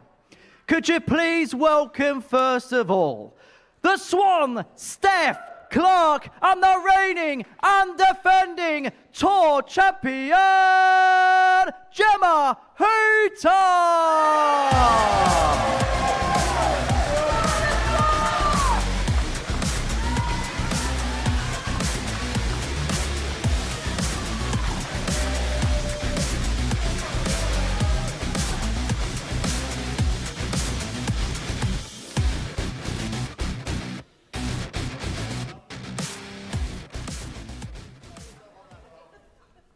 The reigning champion is in the house. What a great interview it was with Henry Deacon there and Gemma Hayter, who has come on an absolute treat the past couple of years and comes here today as the reigning champion. A very big victory for her. She's such an advocate for ladies darts. You know, she was delighted with the progression of the WADC and rightfully mentioned the fact that next year it's going to be a competition with 16 players in. She's had an incredible season, but she is playing Steph Clark, who they've played each other in the women's series this year, and Steph Clark has got a win over Gemma. They have played each other 4 times. Gemma does go into this match as a favourite, but Steph is an England international, a World Cup pairs champion. I'm not sure who that was with, Laura. Any chance you can help me with that one? Yeah, we ended up runners-up in the end, but yeah, it was a fantastic experience out in South Korea earlier on in the year, and yeah, you mentioned Gemma Hayter, and obviously she is a name that everyone is talking about at the moment, especially as she's going up to make her Ali Pali debut. Steph Clark is not a player to be underestimated, and there's one thing that's happened throughout today's action, and everyone that's had the throw has got across the line. Lisa Ashton, Eve Watson, Ellena Karns, and it's Steph Clark with that slight advantage here. Can she make the most of it against Gemma Hayter, who's looking to win back-to-back WADC Winmau Championship Tour titles? Listen, Laura, we've played in front of crowds where it's predominantly been for you. It brings its own pressure. I mean, Steph has got her own supporters here as well. But I think for Gemma, she'll just have to stay into the zone. I mean, you know, the rise of Gemma Hayter, you know, the pressure of dealing with that situation, and then the fact that she's going to be at Alexander Palace this year. I mean, she must be so excited for the draw on Monday. Yeah, and I think different players deal with it very, very differently. I was always of that ilk that when I knew I had a massive tournament coming up, you know, you go to all these tournaments, you want to get that match practice in, but it's always in the back of your mind of what if I do this up on the big stage? What if it goes like this when things aren't quite going right? So I agree. It's definitely about how you deal with these moments. Yeah, I was the polar opposite, Laura. I locked myself away for a month, didn't want to go to tournaments in a sense that if I can't win a local tournament, how am I then going to go on and win a big tournament? So the preparation for, you know, people are so different. 100. But Gemma is on that stage. Look at that trophy there. I mean, it's a beautiful trophy and she wants it back. 96. Well, one thing I have noticed, when these two have locked horns, they are very much they're very competitive. They know each other really well. They sit together at the women's series as well. So this is all about not just the win, but perhaps 85. a little bit of bragging rights when it comes to the next women's series. Yeah, and that can bring pressure. You know, it's like we've played our friends on there. It's probably the one draw then she didn't want. 41. But what a year she's had. 3 titles on the WADC, 4 semis, 2 runners up. I mean, she is. The consistency is incredible right now, but she wants to be number 1. Yeah, and Hayter's already wrestled away that advantage of throw. Clark will put some pressure on the 74 when Hayter returns. 99. Gemma Karns, 74. Yeah, the crowd are in fine voice. A big roar for Gemma. She looks at the big 20. She can see tops, doesn't need to move. 34. Will she be back? 74. Yeah, slip, 63 left. Finds the big 13 for the ball. 49. You talk about fine margins, 40. Laura. I'll tell you what, when she let go of that dart, I think she thought it was in. Gemma needs to settle quickly. This is a big dart early in this match. No score. 25. Big dart and a big opportunity missed for Gemma Hayter. 8, 4, chasing it round. Double 4 is found. It's a holder throw for Clark, but one of those legs that might have felt like a break because she was on the back foot early doors. Yeah, let me tell you, there's a massive crowd in here today for Gemma Hayter, but when that winning dart went in there for Steph Clark, 100. There was plenty of people stood up and cheering. She's got a fair share of support herself. The ideal start for Steph Clark. And I just picked up on the sense that Gemma's not 100% settled yet, and just something as simple as just going 1-0 up and all of a sudden things look rosy in the garden again. Gemma's got so much experience just here at the Modus Super Series. She played in regulation weeks. She's picked up a Women's Week title as well. She's got a lot of experience to draw on. But Steph Clark, she too has participated in a couple of the Women's Week specials. I think it's important as well because when you're here, you know, the stage doesn't necessarily feel alien to you. You know what to expect. And we always know to expect big scores from Gemma Hayter. Yeah, he's me saying she doesn't look settled. 60. Scores of 100, 100 and a 180 for a potential 12 dart. I don't think that's necessarily on her mind. It's just about getting back on a level playing field here. Beautiful 81. setup play. This is an excellent leg of darts from Gemma Hayter. Clark way back. 22. The best way to respond, 40. but it's that tops target that proved problematic in the first leg. Maybe a switch over to the 10s is the trick. 14 darter. Through first. Game on. That's what she can do. I reckon you might think I'm a little bit mad here, Laura, when I say I think she'll be more nervous in this game than she will when she gets on the Alexander Palace stage, because 16. the pressure whoever Gemma will play, no doubt will be on them. I think she can just go and enjoy herself on there. But it's that word expectation. Gemma's expected to at least reach the final today. 30. She's one of the real top players now, and sometimes that's difficult to handle. Yeah, it's the weight of expectation, not just from the people that are supporting 45. you, or the people that are talking up your chances, but it's the expectation you put on yourself, because I know Gemma will come here and she will want to be lifting that title once again, as will the rest of the field. 29. Yeah, I first met her in Glen Rothes in 2016, representing England. And do you know what, Laura? There was often a period in my life when I was playing darts saying, whatever happened to Gemma Hayter? So that's why it's such a beautiful story. She got inspired by Luke Humphries winning the World 100. Championship. She got the darts back out, and it's been a rapid trajectory.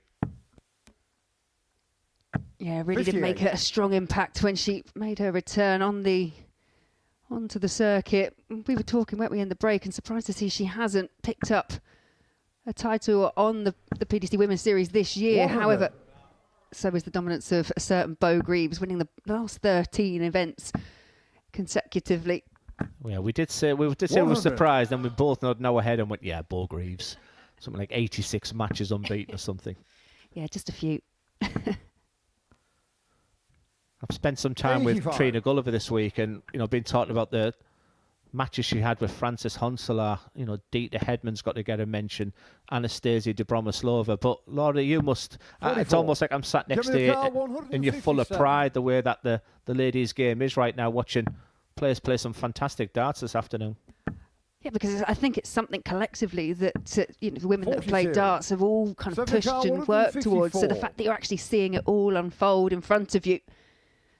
It's absolutely brilliant, and Clark just not able to find the 54 there. Gemma Carr 115. May start downstairs. It looks like the eye-line's staying on the treble 20. And now it gets awkward with the 95 finish. Hence the reason people do start 59. On the 19s there. So a chance for Clark. She's been here before with the 74 finish in the first leg. This time finds the single 14, so it's 20 for tops. 34. Gemma Carr 56. Just felt if Steph was going to win this game, it's almost like you've got to be immaculate on those doubles. Gemma looks settled. What a dart that is. That's a beauty, and look at the reaction. Fourth leg, Gemma to through first. Game on. Yeah, you can see herself just trying to G herself up, saying, come on. Getting that adrenaline pumping up on the stage. 60. Yeah, she's tutting away. She's quite hard on herself, isn't she? I follow her on the social media, and she wants more. She wants more and more for women's darts. She's not settling for what you've got right now, and she wants more TV time. She wants more stream time. She wants the women's series to be showcased 60. better. Like I said, she's just needs to focus on what she's doing right now, because she can go to the very top. 60. Yeah, she's shown that she's most definitely got the levels.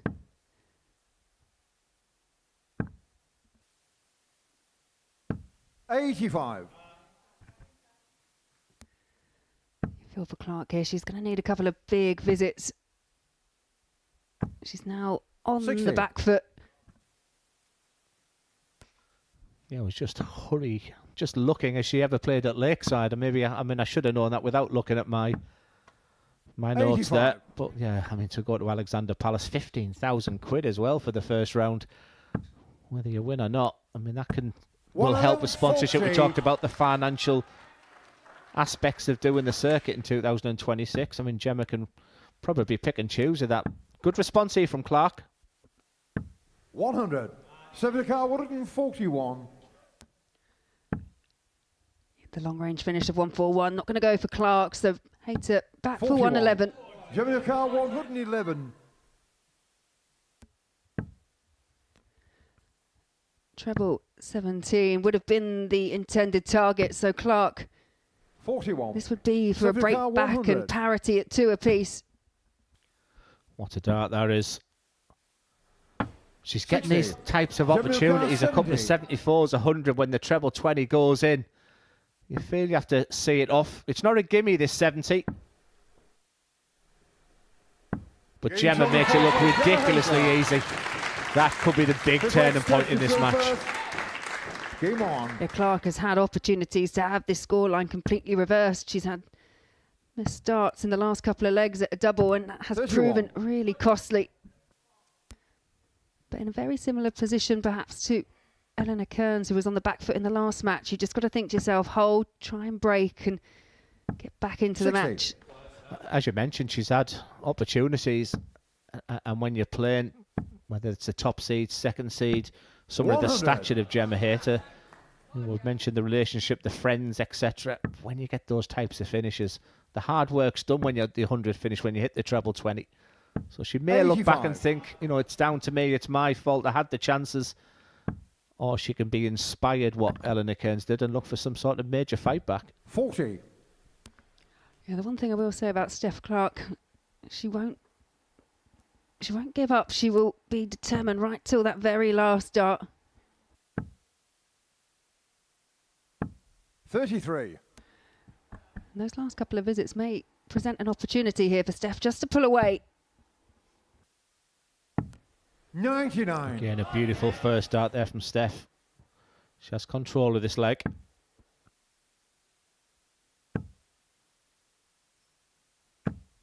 $100.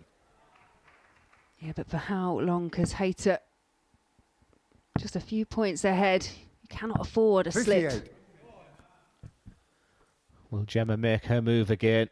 Is it one of her trademark 140s, 180s? Can she just use that guide in the second dart? After that first dart, there'll be an element of disappointment. It's only a ton. But she is down to a finish, and that finish would take her to win the match. 59.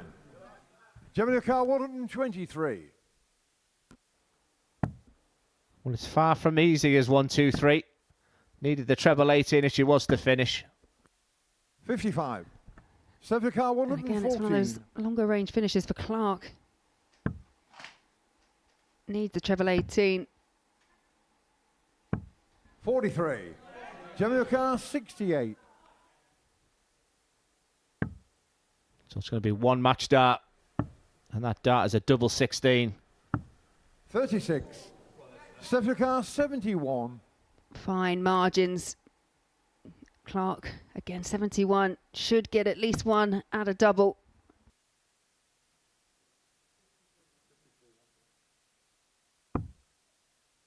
She should have had one at a double, but a couple of slips into the 6. 34. Gemma Hayter, 3 more for the match. 32. Back to double 16. There's the marker.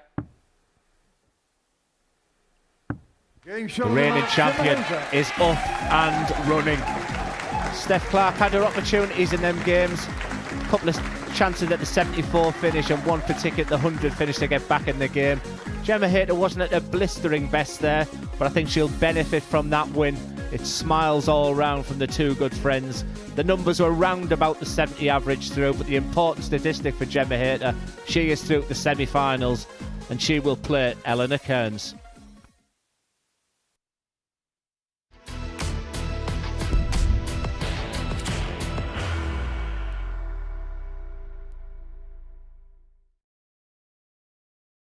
$40. He will be disappointed with that. He wanted to have Graham one dart for requires $20.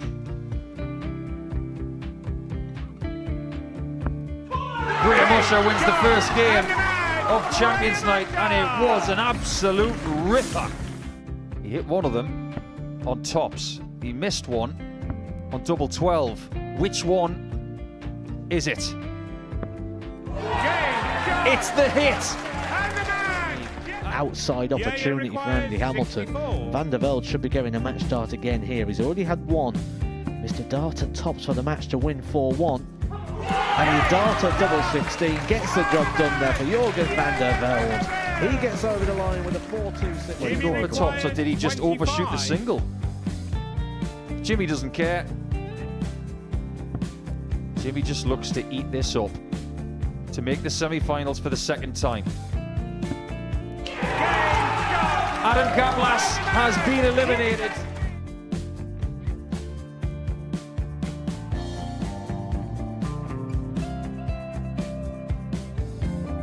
Keep us guessing.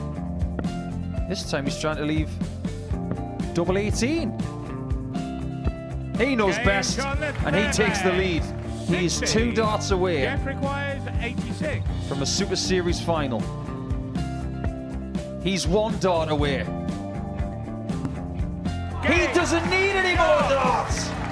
Jeff Smith makes the Series 11 final.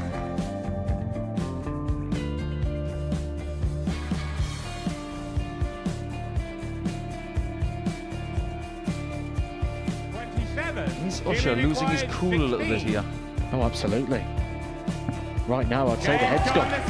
And you don't have long to recover. It is very, very short format darts. Vansky's halfway to victory. He only needs one more. Jimmy Vansky is yet again into a Modus Super Series final.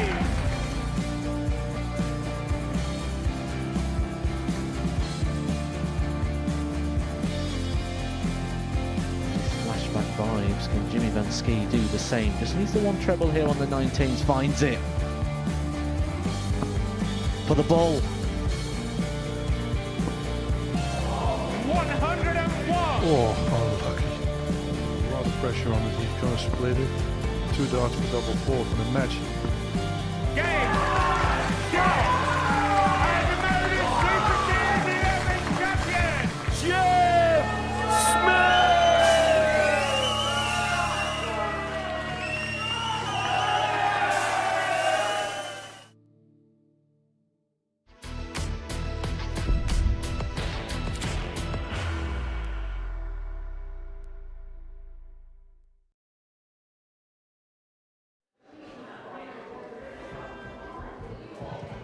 Well, that is the magnificent trophy they're playing for here at the Championship Tour Finals. And the quarterfinals have come to a close. The defending champion Gemma Hayter safely through, having got the better of Steph Clark by 4 legs to 1. Lisa Ashton, the #1 seed, also through. She got the better of Sue Lowther by 4 legs to 2 in the first quarterfinal. Also wins to Eve Watson and Ellena Karns as well in the quarterfinals. Laura Turner's with me here on stage. She's been watching every single dart in the commentary box, and so far, so good for the #1 and #2 seed, but for seeds 3 and 4, maybe not so much the case. No, but it's been really competitive, hasn't it? It's exactly what we expected. We've had some kind of dominant score lines, and we've had some that have run really close. So, yeah, I think everyone's performed really, really well up here at the Modus Super Series stage, but yeah, it's still all to play for those remaining 4. Right, let's talk about the quarterfinals in chronological order. Begin with Lisa Ashton's winning at Sue, who asked her a couple of questions, but when push came to shove, Lisa kind of had the answers, didn't she? Yeah, she has a couple of really strong legs, kicked off with a 16, and then when she got broken, she bounced back with a 14. So she's showing those levels that we expect from Lisa Ashton. But yeah, Sue definitely brought the game to her as well, and she had to play that well to get across the line. So Lisa over the line. Our second quarterfinal saw Eve Watson get the better of Angela Kirkwood. And Eve, somebody that this year has got better and better. And of course, we're going to see her at Lakeside in a few weeks. And her game looks in pretty tidy nick for that. Yeah, Eve's had a really good year. She won both tournaments over in the Isle of Man. And we thought this was going to be a game that ran quite close. And I think in the early stages, it looked like that. But Eve just found this extra gear, pulled away for Angela, and just caught Angela on the back foot. It's quite hard when it's a short course race to 4. As far as the third quarterfinal is concerned, that was the most dramatic. Joe Lock up against Ellena Karns. It went all the way to a last stage. So when you consider the heartache that Ellena had on this stage 2 years ago, where she missed a number of match starts against DDM, and I suppose there's a saying in life, isn't there? What goes around comes around. And she may feel as if maybe that luck went a little bit full circle in that game. Yeah, it was one of the ones that it was, even when we were watching it, we were like, oh, who's going to get across the line first? But obviously Ellena, she managed to just get those doubles a little bit quicker in the end than Joe Lock. And yeah, it was very much a case of the experience of Joe taking on the youth of Ellena Karns, and it was Ellena using every bit of experience that she's got to get across the line. Experienced player for her own right when you consider her age, of course, Yeah. former youth world champion at the Lowther. So probably in terms of the stage game, she's probably one of the most experienced players of the age. Well, absolutely. Yeah, you don't become a world champion, just by luck. And she's had to put in some massive performances. But again, away from the stage, what I love from Ellena Karns is just the fact that she's starting to make the back end of women's series. She's obviously doing really well in the WADC. She's here for the 3rd consecutive time as well. So there's so much going right. That trajectory that she is on, yeah, it's really positive. So the fact that she could get across the line against Joe Lock, because it could have been one that goes either way, it was that tight. In terms of the final quarter-final, on paper we thought it was going to be one that was going to be the tightest between Gemma Hayter and Steph Clark. Gemma did what she had to do. It was a really professional job, wasn't it? Yeah, it was efficient, wasn't it, in the end? And, Steph Clark had her chances. She did have darts at doubles in a couple of those legs, and it just wasn't able to convert them. So I think, for Steph, she may be a bit disappointed that she had chances. But for Gemma, obviously, she just found those extra gears, those big scores and those big finishes when it really mattered. What would be your overall assessment of the afternoon so far? I think it's been brilliant. I think it's been a great start. It's a great testament to how the women playing in the sport, the WADC, and the system that they've got in place as well. So yeah, it's been really, really entertaining so far. Well, we've got 2 incredible semi-finals for you coming up in a few moments' time. Lisa Ashton's going to be involved in the first. Now the format goes up to first of 5, best of 9. For the likes of Lisa and Gemma, we kind of spoke about it a little bit at the top of the programme. How much is that going to favour the bigger name players? Yeah, you would think because of the scoring power and the fact that, when you get to the back end of a Women's Series PDC event, it goes up to the same kind of format. And the likes of Lisa and Gemma, they've been there on many an occasion. So it's not an unfamiliar format for them as well. So yes, you would think that when there's more legs, those bigger scorers, those power scorers, they've got that advantage. In terms of the second semi-final, Ellena Karns up against Gemma Hayter.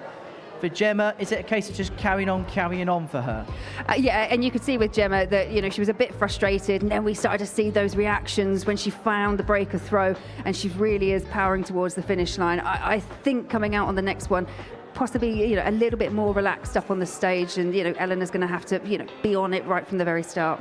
Is this the type of part of the day where you realize, right, this is the business stage? You had the first game, you've had that game. I suppose it kind of weans you in if you get that win, and now right, 2 games, we're on, we're off, and this is where the money can be made. Absolutely, yeah. The first game, anyone will tell you, the first game of a tournament is always going to be that edgy one, that little slightly nervous affair. You don't quite know until you get out on the stage exactly how your game is going to go. So the fact that, now we've got to the semi-final stage, they've had a game up here, you're expecting that level to rise from all 4. It's the 3rd year we've had the WADC Championship Tour final. It's going to expand next year from 8 to 16 players. I suppose it just shows the strength in depth for the WADC and how the product is really growing. Yeah, and it's great to see because it's something that I think most women have been advocates for, to have these opportunities to play in front of cameras, to be live on Pluto TV. There's so much that's going for it, but I agree with you that it's the strength and depth that we can actually put those 16 players up on the stage, because you just look at some of the names that haven't made it here this time round, Trina Gulliver being one of them. You look at those names and you think, yeah, I want to see more of this. So the fact it's expanding is brilliant. Just finally, let's bring it back to right now. Of the 4 semi-finalists, who's the one that's kind of stood out the most for you?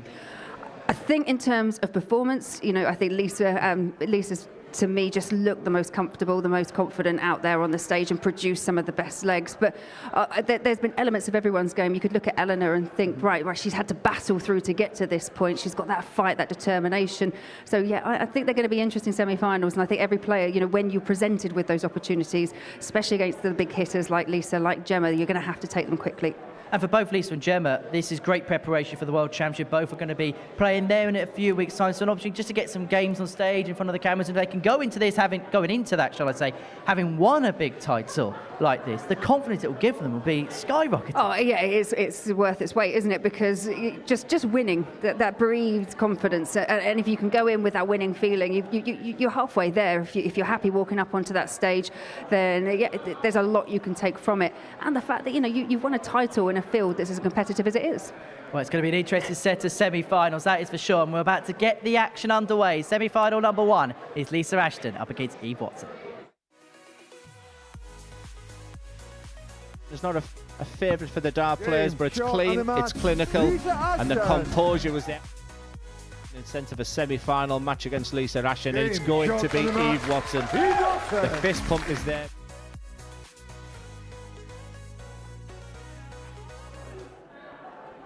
Welcome back to the action. You've joined us for the 2025 Winmau Championship Tour Finals, brought to you by the WADC, live on Pluto TV from the Modus Live Lounge in Portsmouth.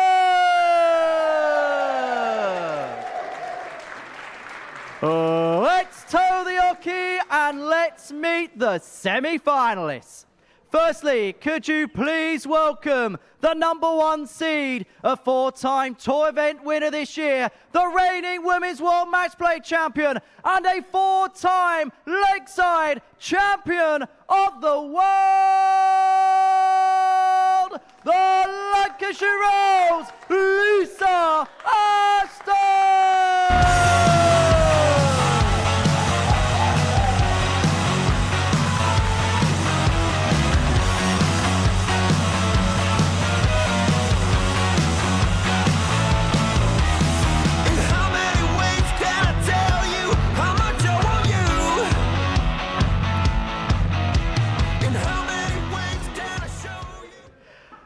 And now, could you please welcome to the stage the reigning Isle of Man Open champion, Eve Watson!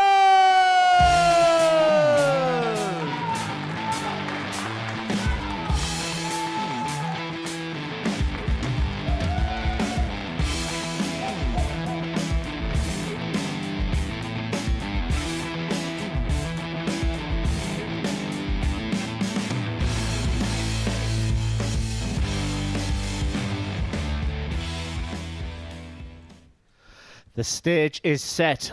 The semi-finals of the WADC Championship Tour. It's been an excellent quarter-finals, 4 magnificent games, and the 2 players on the stage played their part. Lisa Ashton was tested in that opening match with Sue Lowther. I thought Sue was terrific. She looked really nervous at the beginning of that game, but she really did put the pressure on Lisa. And Lisa, in the end, had to average over 81 to beat Sue in that game. The second game was a pretty evenly matched, with Angela Kirkwood from the northeast, who was making giant strides in the game. But for me, the player of the quarterfinals, Eve Watson, was terrific in that match. Just if she could have just hit the doubles, she had some real attempts at some big finishes. It could have been a stratospheric average in the end of it. So on paper, Laura, you would have to go with the 4 times champion of the world, Lisa Ashton, who I think is playing some. She's rolling back the years, winning that world match play, playing in the Grand Slam, going to Alexander Palace. But I tell you what, when I first looked at the draw, I felt like Lisa would get to the final. Now, Laura, I'm not so sure. Eve definitely did put in a big performance, as you mentioned, and although average-wise, statistically-wise, didn't average quite as much as Lisa Ashton, but that is based on the fact that there were 16 missed darts from Eve Watson at a double in that match.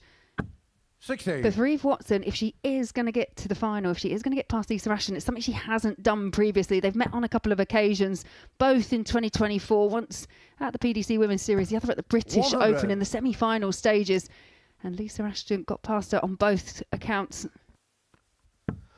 Yeah, it's an unbelievable CV 60. that Lisa has. But I just get the sense from Eve that she's not one for reputations. I think as a dart player, when you get through that quarter-final, I think she can.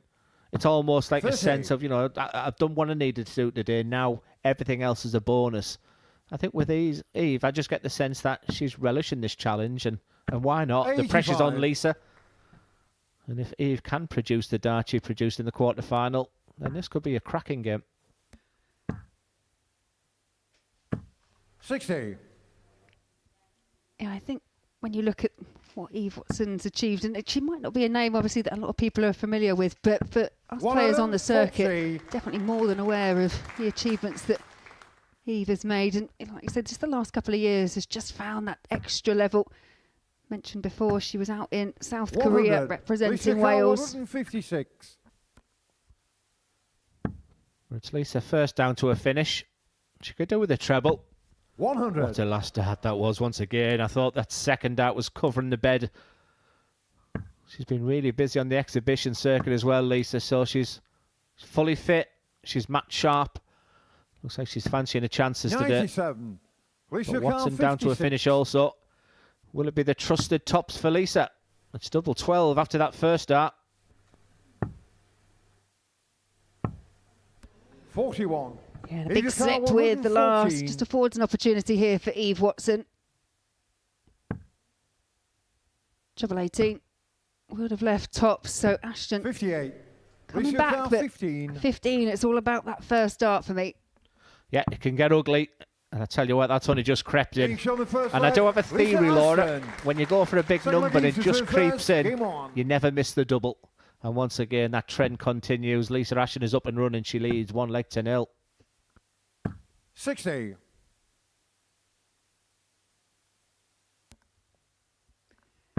Yeah, Lisa's been quite open about the fact that she 60. was carrying a bit of an injury, and just the back end of 25, I think she's really now coming through it. We saw it with the win at the match play.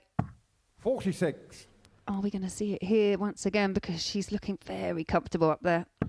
Yeah, she doesn't show a great deal of emotion, does she, Lisa? But I just got the sense that world match play was a huge moment in her career. I mean, you talk about a CV, it's up there with the very best. And, we've had the greatest lady player in the sense of titles with Trina Gulliver here this week. But, Lisa's got to be in the conversation as, one of the real greats. 59. When you have had that injury, that niggle, that problem, and you're coming out the other side of it, until you still got those question marks in your mind as to whether you're going to be back to how you've played previously. 43. And again, I think that match play was the catalyst for Lisa this year to go, actually, yeah, I am. I'm playing well. And I think the point I'd like to make there, Laura, is when you've got a niggling injury, when you're about to let go of a dart and throw a dart, it's almost like you're waiting for the pain, so you just can't give it that full 100% release. It's a mind thing as well as a physical 100. thing. And clearly she's throwing darts with full force at the moment. And she's down to another finish. She's going to stay there for double 18. That's 90. a really good effort there on the 108, but she 152. does leave that tricky 18 to come back to. If she comes back to. Yeah, she will be coming back. Bit of a drop dart 96. there for Eve Watson with the second. But this for an early break and goes inside. As you mentioned, Glenn, it's not always straightforward, but that double four has been very kind so far in this first semi-final. Third leg, Lisa to throw first. Game on. Really composed. Real clean double at the end there for Lisa. And that rat-a-tat 16. pace. Again, like these great players, Laura, when they get a 2-0 lead, they can smell victory. Sometimes it can be one-way traffic. So Eve is hanging on here. 100. Can she stick with Lisa? Is she just dictating the pace? Is she just slowing things down slightly? Yeah, Lisa won't be rushed to the offie when 86. she's up there. Then she is actually quite a quick thrower. Yeah, she's also a very strong front runner when she 60. does get that lead. Yeah, I've seen enough from Eve today that I'm looking forward to seeing her performances at Lakeside. I think it's an opportunity in that prelim against the Australian, and then 85. Eileen de Graaf is seeded 8 these days for Lakeside. And if Eve can really find her scoring power and reduce the bounce outs, 37. she might be absolutely fine.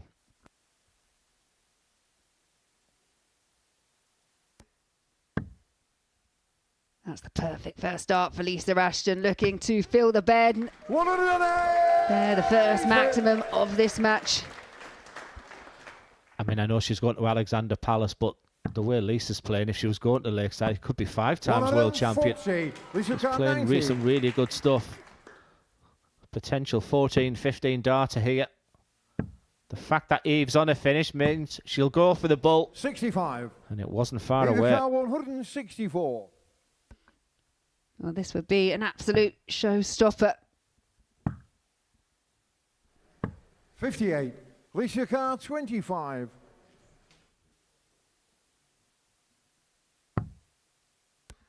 Just finds the single He's on the 9, and the third leg, theory Lisa from Glenn Ashton. Durrant that if you just squeeze in a single number, the double goes continues. Fourth leg, I'm telling Eve you, to serve Laura, first. it's Game on. unbelievable. It's almost like your nerves and tension sort of just leaves you when you think you've missed the big number. That's my theory, and I'm sticking with it. 81 average to win a quarterfinal, Lisa. She's bang on that, 98. exactly the same again, just shy of 82, or in old money. A nice 27 plus average, 20, 18 and 17. Super dart. She looks like she's getting better as well. 121. And you notice with Lisa, as the finishing line gets ever closer, she does tend to speed 99. up as well. Yeah, she's deceptively quick. It's only, I mean, it was my mixed pairs partner. That's why I won so much. She used to win tournaments on her own. She's that 100. good. And like I said, it's the part of me was thinking, Laura, is it the end of her career with these injuries? She wasn't getting the results that she once got. And the revival, 68. I tell you what, it's fantastic. I sit here as a massive fan. It's just good for the sport of darts to have a Lisa Ashton that's kind of absolutely back to her 60. best. Well, if, you know, when Bo Grease is going to go up to be a professional player, I mean, is the women's series going to be part of her 40. strategy next year? If not, we could be seeing something like the WADC where the titles are shared around a lot more, and I think Lisa would be in the mix for the majority. Yeah, she did win the first title in 2025 at the PDC Women's Series. And you talk about Bo Greaves going to join the professional tour, but Lisa Ashton, 40. first and only woman to have got a tour card by a Q School. Q School is so difficult to negotiate for players. I'm sure that's been a conversation as well with Gemma today. Alexander Palace, 75. the draw on Monday. I must admit, I don't miss being a dart player, but the days when you're in a world championship and you're on the eve of the draw. 41. Alicia Carr, 105. Treble 15 was the target, 75 left, so just looking to set up here. 47. Eva Carr, 115. Yeah, she leaves that type of 2 darter, which includes the double top we'd expect Lisa to get it. So for Eve, she needs a spark, she needs that catalyst. If she's going to do, she's going to have to be immaculate with 96 points left. 59. Alicia Carr, 58. Again, it's that mid-range finish for Lisa Ashton. 2 in hand, tops the target, and that should be a good guide. 18. Eva Carr, 56. A couple of great camera angles there because I thought it was in. I was about to put the mic to him out and say 4-0. Come on, Eve. 36. Alicia Carr, 40. Eve's been limited to very few opportunities to see off legs. Will she get any more in leg number 4? 20. Eva Carr, 20. The eyebrows are raised in the comms box. We didn't expect that. And I don't think Eve Watson did either. She's got to take this chance. Got to be aggressive. 15. Alicia Carr, 20. The doubles for Eve Watson were tricky in her opening quarter-final. Proving tricky here in leg 4. And Lisa Ashton will not allow Eve Watson back to the hockey. 5th leg, Lisa to throw first. Game on. I mean, considering Lisa hadn't played in the WADC for the majority of the season, she then rocks up to the last 4 events and wins all 4. 140. In the next hour and a half, she could be the champion following the success of Dieter Hedman and Gemma Hayter. It's not only rocking up and winning the 4, is it? It's then just superseding 100. everyone else and becoming the number 1 seed as well. Such is the talent that Lisa Ashton has. 58. I have to say, it's been a fantastic afternoon. Real high quality darts. We've had the drama in the quarterfinals. This match on paper, looking at the scoreline, looks like it's a one-way traffic, but Eve Watson's had her opportunities. I think it's almost a job done for Eve as she prepares for even bigger things by going to Lakeside. I think she needs to believe 43. in what she's doing. I've seen enough from her today where she can do some real damage.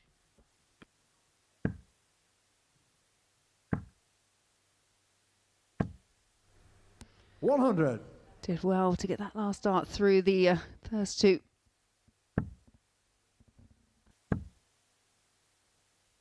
100. Those last darts again. Will it be a magical way to win this game? She leaves herself a 160 finish. We've seen a wonderful attempt earlier. 100. Lisa Carr, 160. So this is it. This would be for the match. Plan A doesn't work, but Plan B is absolutely fine. Eva Carr, 101. Lisa Ashton down to a double after 15, but can Eve Watson extend this match? It's 1 dart, it's tops for a 101, and that is pinned by Eve Watson. Absolutely wonderful. 6 leg, Eve brilliant. to throw first. Game on. Acknowledged by Lisa Ashton there. A smile on the face of both players. The crowd enjoyed that.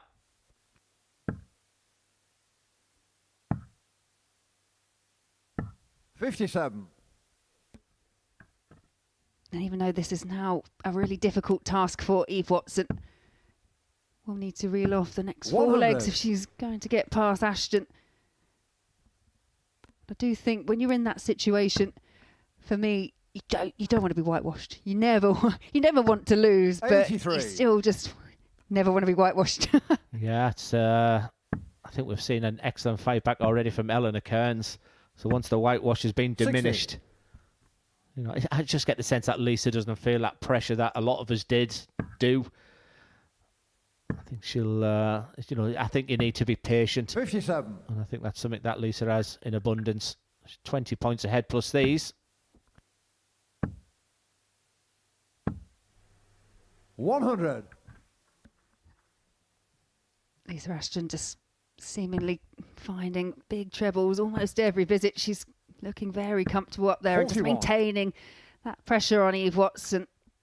Yeah, absolutely right. It's a good word. She does look very, very comfortable. And I think all 4 players will feel comfortable in the semis. Once you get 94. that quarterfinal, they'll be nervy. I thought Gemma looked really nervous. I thought Lisa, when Sue Lowther started putting the pressure on, looked nervy.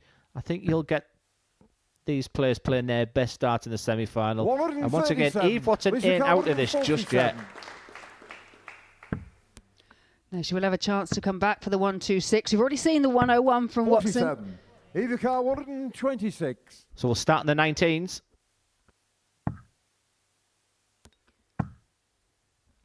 Yeah, couldn't find the treble. 46. Can Ashton find a ton Lisa check out Carr, of her 100. own? Yeah, we've seen the 101, the sublime 101 from Eve. You ain't going to see the 100 out for Lisa. 28. That's a little Eva bit Carr, messy, 80. a little bit scrappy. Yeah, that smile from Lisa. She knows she's given Eve another chance. Can she take it? 60. Lisa Carr 72. I think she fancied that, and I think the crowd held it with bated breath. I think they also fancied that to go after that last finish. But it's match start at double 12. 60. Eva Carr The 20. first time she's pulled that into a double 12, going for a single 16, but the miss means Watson's back to the hockey, and there's no mistake this time from Eve Watson. Something like Lisa to throw first. Game on. I still believe at this point for Eve that the real belief that she can win this game is if she can break the throw of Lisa here. 4-2 still feels like an enormous gap, especially when your opponent, that's the last thing you want to hear when you're against the throw. 42. 180 number 2 for Lisa Ashton, and has it come at the perfect time? 100. Just so solid, rock solid.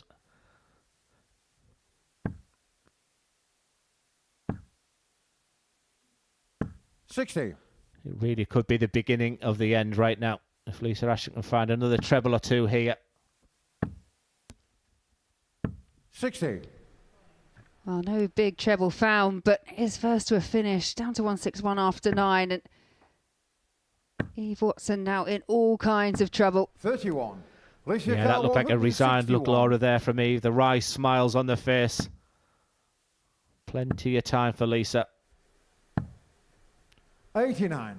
Almost perfect.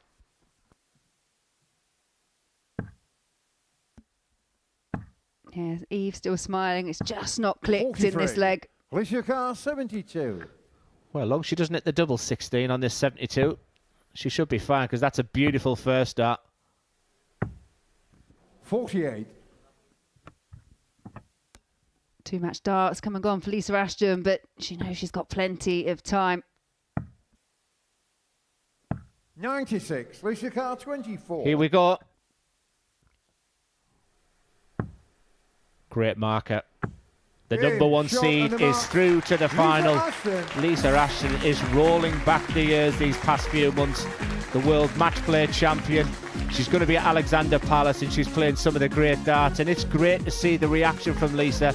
But just a quick mention to Eve Watson. Good look at Lakeside, Eve. You demonstrated some real qualities today, but you're just up against one of the greats as Lisa moves on to the finals. We look at the tail of the tape there. An 81 average in the first game, backed up with a 77 average there.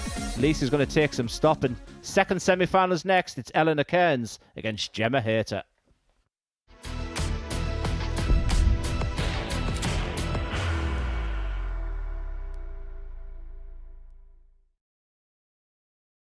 Are you ready to lift that trophy, Darius? Yeah. Let's do it then. Ladies and gentlemen, your Modus Super Series 9 champion is Lucky D, Darius Labanowski!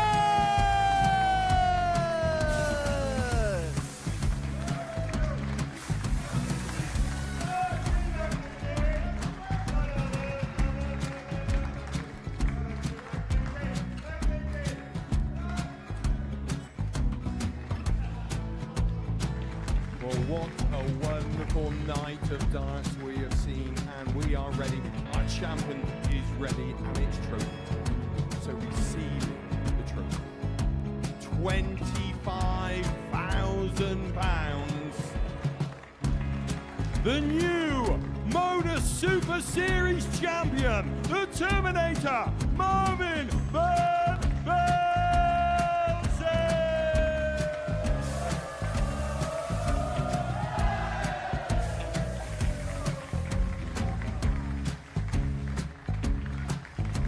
And one more time, the 8th Modus Super Series champion, the Terminator, Marvin Van Velzen.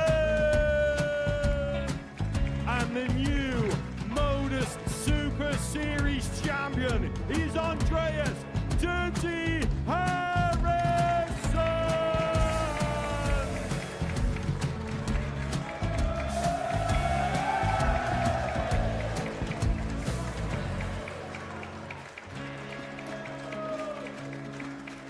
And one more time, the 7th Modus Super Series champion. Give it up for Andreas Dirty Harrison. The moment we've all been waiting for. Would you please show your appreciation for your Series 6 Modus Super Series champion, Scott Taylor.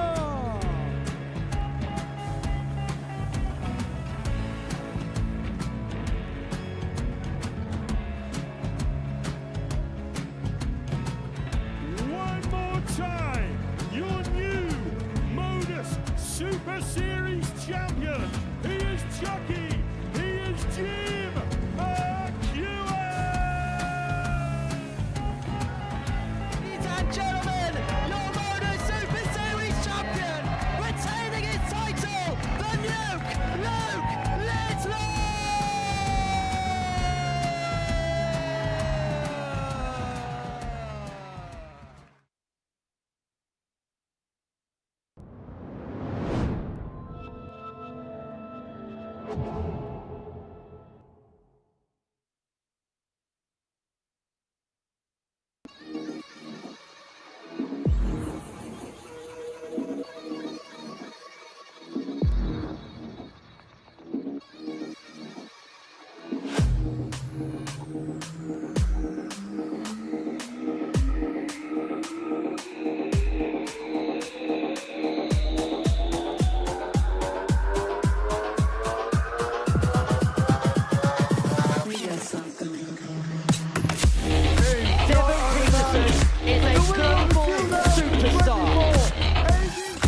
Of ADC Global Champion,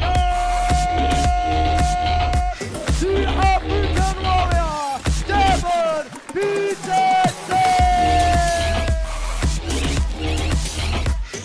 So our final ADC event of 2025 is the ADC Global Championship. Devon Peterson looking to retain the title that he won 12 months ago. Every single dart is live here on Pluto TV on Monday the 1st of December all the way through to Sunday January the 4th. So before the break we saw our first semi-final here at the 2025 Tour Championship. Lisa Ashton getting the better of Eve Watson by 5 legs to 2. Our second semi-final is a meeting between Ellena, Karns and Gemma Hayter.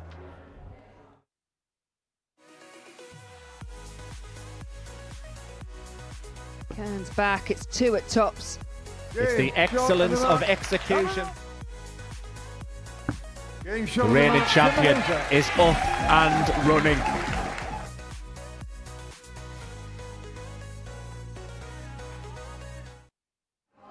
Welcome back to the action. You've joined us for the 2025 Winmau Championship Tour Finals, brought to you by the WADC, live on Pluto TV from the Modus Live Lounge in Portsmouth.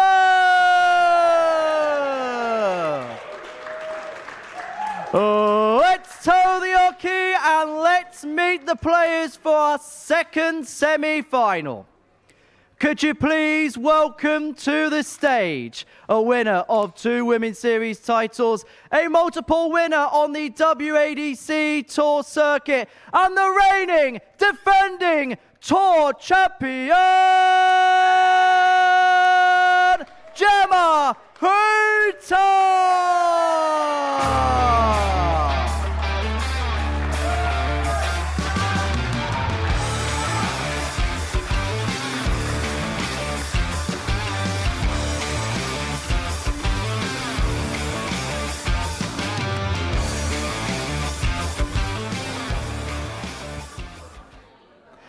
Could you now please welcome to the stage a former WDF Girls Champion of the World, Miss Dynamite, Ellena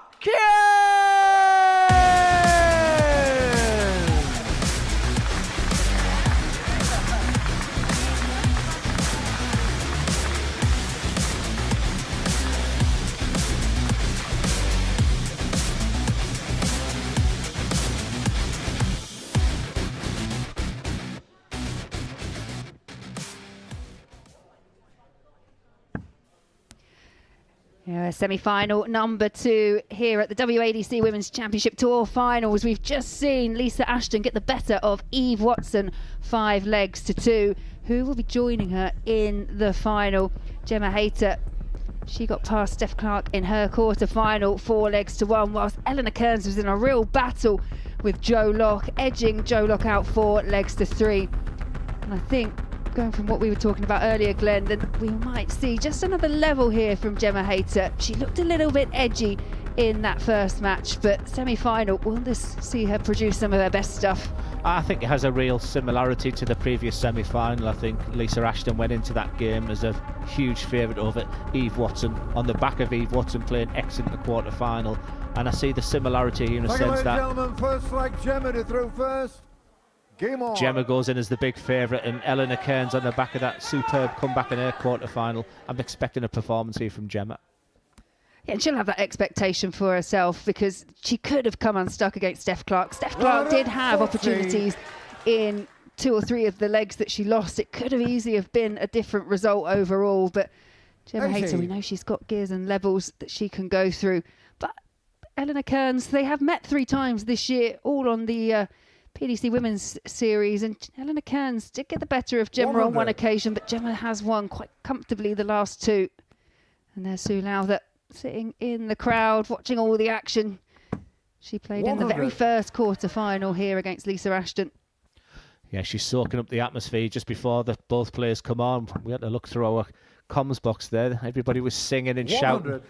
I think the person who was enjoying it most today is Henry Deacon. He's having a whale of a time. 41. Although for all the Pluto TV audiences, they didn't actually have to hear Henry Deacon singing, and we did. Let me tell you, the Pluto TV viewers are the lucky ones. 45. Excellent start here from Gemma. We thought she'd come out the traps quickly, but 45. Gemma Carr 116. There's a chance there for Ellena.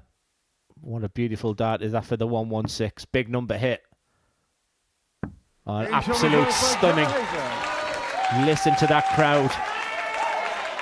Second leg, Ellena to throw first. Game on. Gemma Hayter, real local talent here on the South Coast. Lots of people in supporting her. 85. And that opening gambit of a 15-dart leg for Hayter. Ellena Karns will know she's got a real challenge on her hands as Hayter eyes up her max. Has to settle for a 140. Yeah, second seed in this, Gemma Hayter. We mentioned the fact that Lisa rocked up to the final 4 events and won all 4, but 3 titles for Gemma Hayter, 2 runner-up and 4 semis. You know, consistency at the highest degree. She really enjoys playing. 125. Talking to her earlier, she said she likes the venues as well at the WADC. And was delighted to hear that it's going to be expanded. We're going to be seeing 16 players in this competition next year. The WADC is on the up. As is Gemma Hayter, pinning the first 180 of this encounter. We saw her open up with a 15-dart leg. Got potential 11-darter incoming from Hayter. 99. Gemma Carr 56. Don't miss the big number. And then hit tops right smack bang in the middle. Lovely marker. Oh, isn't she playing well? 15-darter backed up with a 12. This is sublime. Third leg, Gemma to throw first. Game on. Yeah, there you see that leg by leg. Those first couple of openers from Hayter. Exceptional start. 100. Yeah, that fantastic crowd behind you can see them averages going up now. You can just see the little whispers as they see 110 84. average.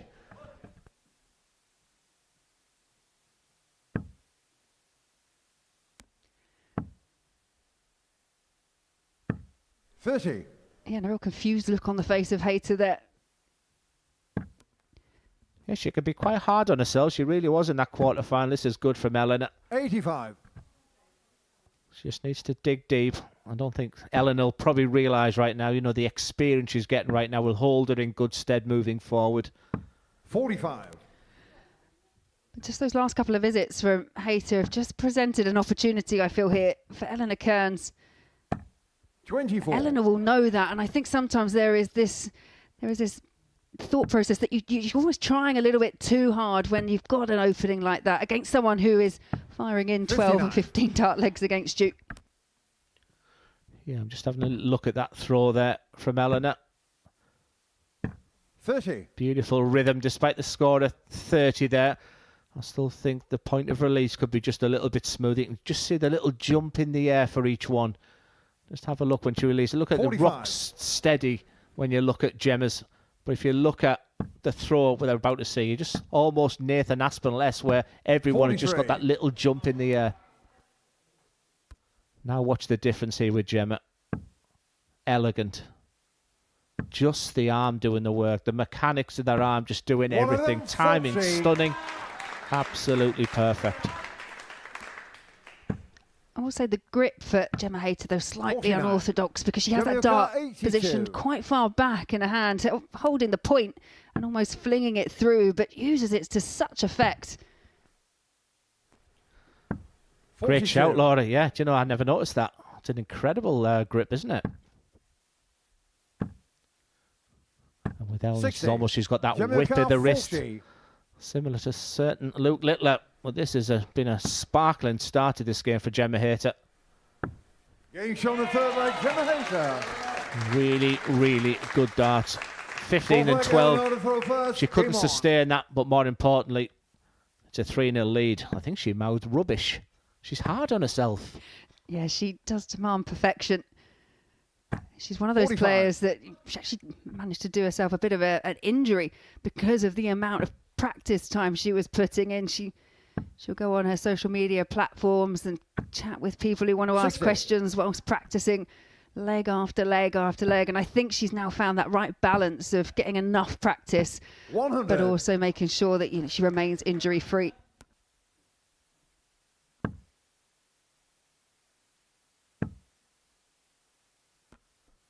I'm obsessed with that grip now, Laura.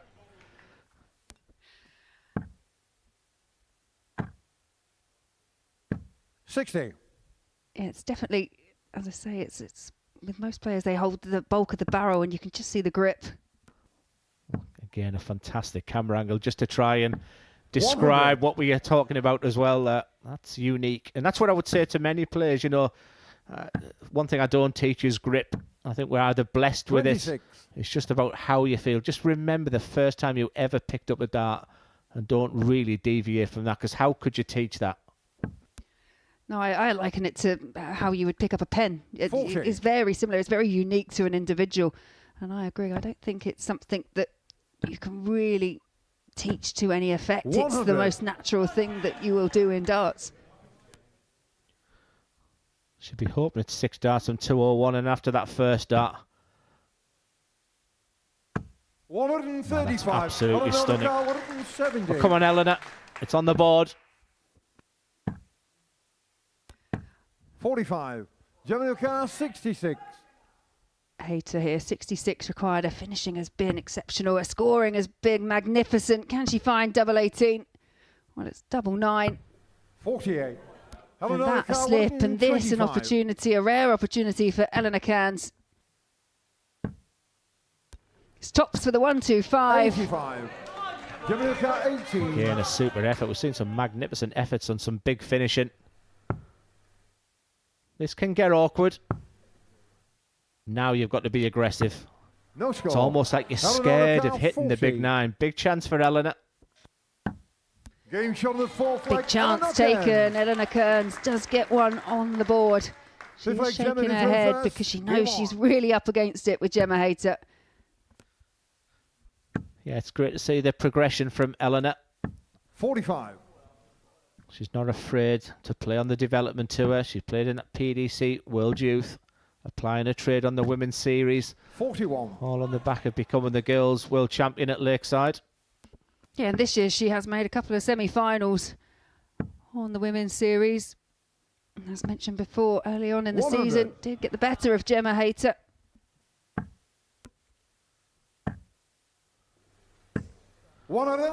Great time to have a look at the side-on view of the throw there.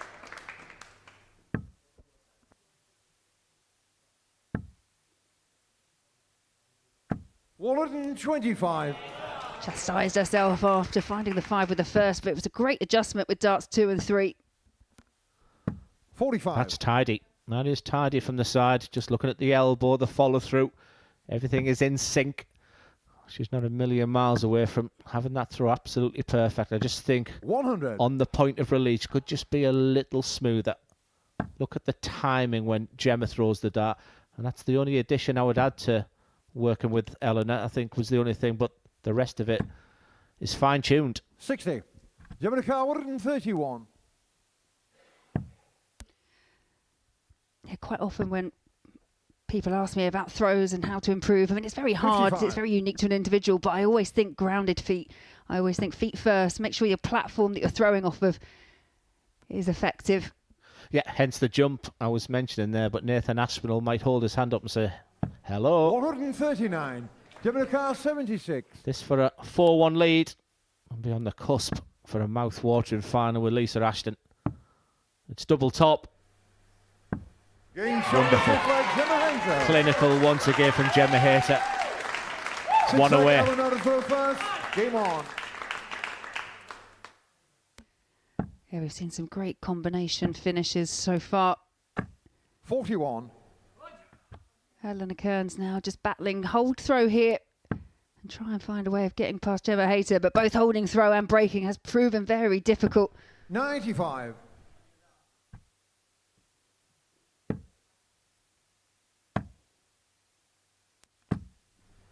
$90. Oh, we do a big one. Look at the focus and determination in the face of Gemma Hayter. 100. She wants this title, doesn't she, Laura? Well, that's the thing, I think, with Gemma at the moment. She's going into absolutely every event 60. wanting to pick up a win, pick up the title. I wonder what her dream draw would be on Monday. 60. Yeah, I think this year's draw is going to throw up some real clashes, and I can't imagine that there's many people that want to play the likes of Gemma or 60. especially Bo Greaves, the way she performed at the Grand Slam recently. Yeah, I've been sort of following the CDC, the Australia, New Zealand 60. tours, the Asian tours. Let's hopefully a real superstar can come out with that as well, but we can't wait. 60. And we might not have to wait too long to see who'll be joining Lisa Ashton in the final. Gemma Hayter edging ever 45. closer to those 5 legs. Yeah, she is making me smile the way she's beating herself up there. 85. Great last Gemma start there Karkwood from Ellena. She's already 141. produced a magnificent comeback today, Ellena. But is this the end of the road? And what a way it would be. 117. And another good 105. effort on a 3-figure out. Karns looking for her own 3 figures. 53. Gemma Karkwood 24. To join the number 1 seed in the final. And what a mouth-watering prospect that will be. Lisa Ashton will play Gemma Hayter in the WADC final today. But just a quick word there for Ellena Karns. She produced the goods in the quarterfinal with a magnificent quarterfinal. Her time will come. She's on the upward trajectory, she really is. But for Gemma Hayter, yes, she might be a little bit hard on herself, but to start that match with a 15-darter, 12-darter, finish with the highest average we've seen today of 83, it does set up that fantastic final. It's going to be Lisa Ashton against Gemma Hayter.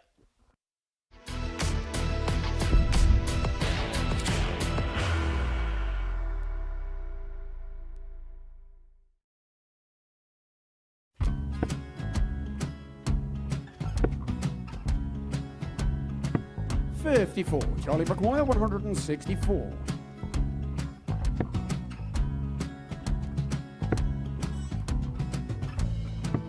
44.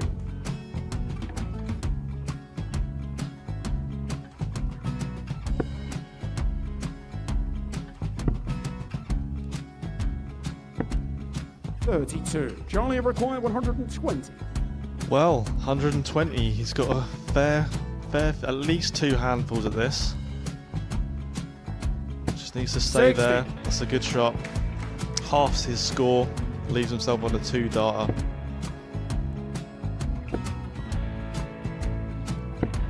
$26. Charlie Time on his required side 60. to become back-to-back singles champion.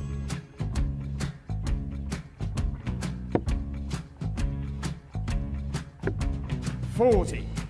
Definitely a couple of nerves in those last 2 darts. But he'll be coming back. It's a moment he's been in before this situation. Standing at the back of the stage, Charlie approaching the required Yoki with a 20. chance to win the title.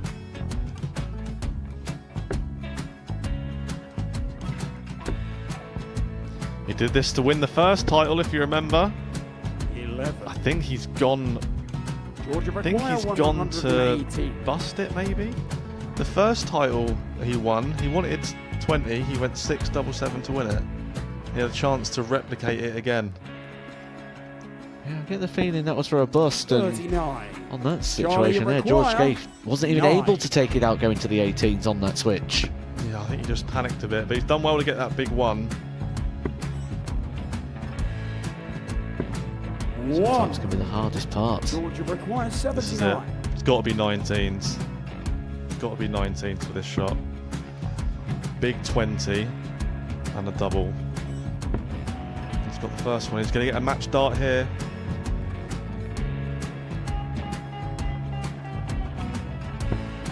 $59. Charlie Threw the entire required body into that 8. one. Just didn't want to let go of the dart.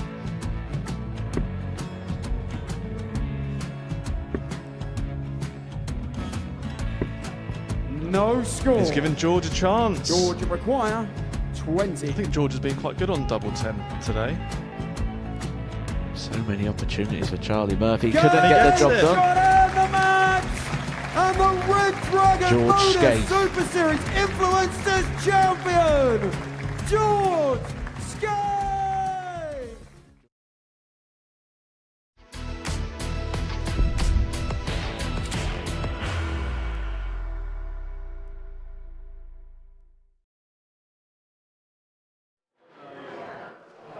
So we are down to the final here of the 2025 Winmau Championship Tour Finals. So Gemma, Hayter and Lisa Ashton go head-to-head in around about 10 minutes' time. But it's not just the live darts here on Pluto TV to keep you entertained. We've got plenty of other programming for your enjoyment.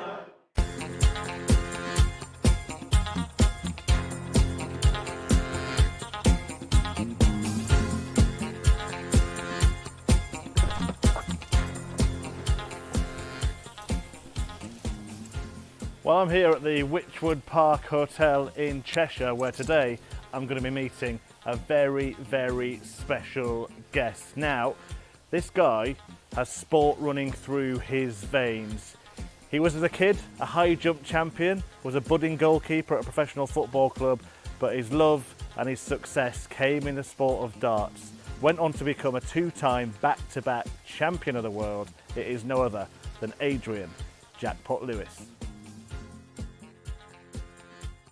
Adrian, it's fantastic to see you. First of all, how have you been and where have you been? Well, that's a good question. I'm very good. I've been doing lots of stuff for Modus, a lot of corporate events, big exhibitions, and trade shows and everything in between. So yeah, I've been really busy. Really good.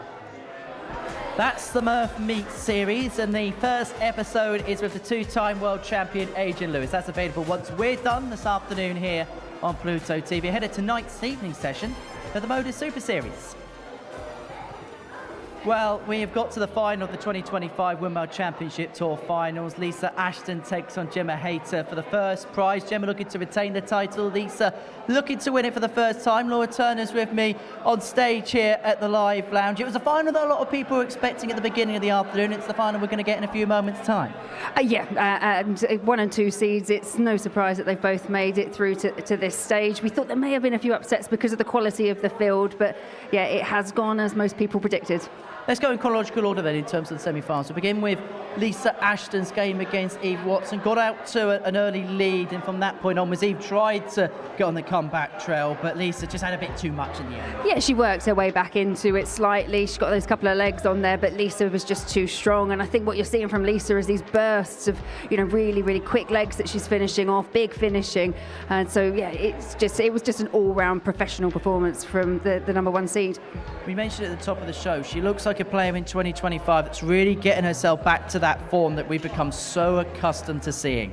Yeah, and it's great. Honestly, it's great for the sport of darts to have Lisa Ashton back playing at her very best, and something that we're all excited to see. She's picked up a title on the Women's Series this year. She's picked up that match play title, and now maybe this is the next one that she's going to pick up. She could pretty much tick off everything in every go this year. PDC Women's Series, she's had success obviously with the World Match Play, could have success here this afternoon. She's just making a massive chuck it list, as Chris Murphy would say, in 2025. Yeah, and as I say, she's just got that quality. We know the calibre of player that she is. It was just that injury worry, I think, how she was bouncing back off of that. But overall, it's great to see that the 2025 seems to be the comeback year for Lisa Ashton. For Eve Watson, it was a very valiant run to the semi-final. She could take plenty of positives, though, going into Lakeside. Yeah, I thought that first match, especially the quarterfinals, I thought she looked absolutely brilliant when she played Angela Kirkwood. Just got caught on the back foot against Lisa. Lisa just came out so strong and just never managed to work her way back in it. Just a few doubling woes as well. That didn't help the cause, but ultimately lots that she can take forward into Lakeside. Second semi-final, Gemma Hayter got off to a dream of a start, didn't she? And for Ellena, it felt like she just couldn't keep pace after that. You can probably draw similar parallels with the first semi-final, because, as you say, it was an emphatic start from Gemma Hayter, going out in 15, backing it up with a 12 darter, and Ellena already knew that at that point, if she couldn't produce something bigger, she was going to be out of the tournament. So, yeah, it was unfortunate for her, but for Gemma Hayter, seeing a rock up, hit the highest average that we've seen so far today, 83. Again, it just lends itself. This could be a really tight but really explosive final. Has that been the next step of her progression this year? The real power scoring and the real high averages this term? I think even when she came back, that was already in the locker. But I think the fact that she's doing it again and again and again, it's the consistency at such a high level. When she's making the deep runs when it comes to the PDC Women's Series, obviously we've seen her at the match play. We're going to see her at Ali Pali. So it's just that overall progression. It's brilliant. I get the sense that Ellena Karns is beginning to build a bit of a love-hate relationship. Loves being here, but must be sick of some of the outcomes. Oh, absolutely. But again, it's just all about progression. She's made it back through to a semi-final. She just, she just ran into, a player that's totally in form in Gemma Hayter. So there is so much again that she can take forward, and just the fact that she's played in every single version of this, I think, is just shows the consistency she's got on tour. We've had a great afternoon here at the Live Lounge. I'll tell you what, these have been a lively bunch, haven't they? Yes, they have. Some of you. We've heard you in the break. By the way, when Glenn said they were singing, there was no singing. I was just prompting them the words. Yeah, okay. I'm a liar. Let's get into the final then. Lisa Ashton against Gemma Hayter. We know that both players have got this real burst, but in terms of consistency, who looks like they've got a little bit more of that at the minute? You would give the slight edge to Gemma based on what we've just seen in the semi-finals, but this is a final. Lisa Ashton is no stranger to being in a final. As I say, just look at the match play and the people she had to get through. Robin Byrne, then Bo Greaves, then Fallon Sherrock. She was on the back foot there. So, personally, I'd love it to see it go the distance. I'd love to see that high quality, affair from both players. So, but just from what we've seen so far, perhaps Gemma just had the edge there. And of course, Gemma looking to defend the title that she won 12 months ago. How much could that play into the thinking? I think she's going to go into every tournament wanting to win it, just as Lisa Ashton is. The fact that she could do back-to-back, I think that would be brilliant. But I think the main thing is just focusing on this final. It's just this match. You think, right, one match, but for both of them, it's going to be tough. Well, she won it last year by beating another legend of the game in Fallon Sherrock in the final by 4-0, and 12 months on, she was great last year, but she's an even better player now. Well, she's just got more and more experience, hasn't she? And like we say, she's just going the distance. We saw her actually at a WDF tournament this year. She went over to the England Open, picked up both the titles there as well. So another player that can do it over multiple codes. We know how much she loves the women's game. She loves seeing the progress. She's quite vocal on social media as well. So yeah, for me, I think a bit of everything's happening with Gemma Hayter, and she's definitely going in that upward direction. We mentioned the Ali Pali narrative for both players and how much confidence it would give both players, whoever could win this, going into that draw, which of course only on Monday. I know, can't wait to see. I think it's going to throw up some really interesting draws, and it'll be great to, be interesting to see who, the 5 female players draw against as well. So ultimately, if they can pick up a title here, you're going to have that confidence going up to London in a few weeks' time. But yeah, I think both have they've both played well, they've both played consistently, but now it's all about picking up that title. Lisa has won here this year. She won a Women's Week, and they're quite difficult to win, aren't they? They are. They do prove quite tough. Yes, thank you, Henry. But she's won here, but so is Gemma Hayter. When you look at the CV, obviously the CV of Lisa Ashton, in the career is much bigger. But you look at the last couple of years, they're both picking up similar kind of titles. I feel like it's one of those finals where I think there's going to be a lot of people sat very firmly on the fence. Me included. I'm finding it very difficult to pick between the two. It's just, I think it's all going to be about those small opportunities, those big finishes, just taking it when the opportunity presents itself. And we know they can both do that. Right, it's time for the final then. It's Lisa Ashton up against Gemma Hayter. Gemma looking to retain the title she won 12 months ago, up against the Lancashire Rose, the 4-time world champion, Lisa Ashton. Great marker. The number 1 seed is through to the final. And what a mouth-watering prospect that will be. Lisa Ashton will play Gemma Hayter in the WADC final today. This is it. This is the main event. It's time for the final of the 2025 Winmau Championship Tour Finals, brought to you by the WADC, live on Pluto TV from the Modus Live Lounge in Portsmouth!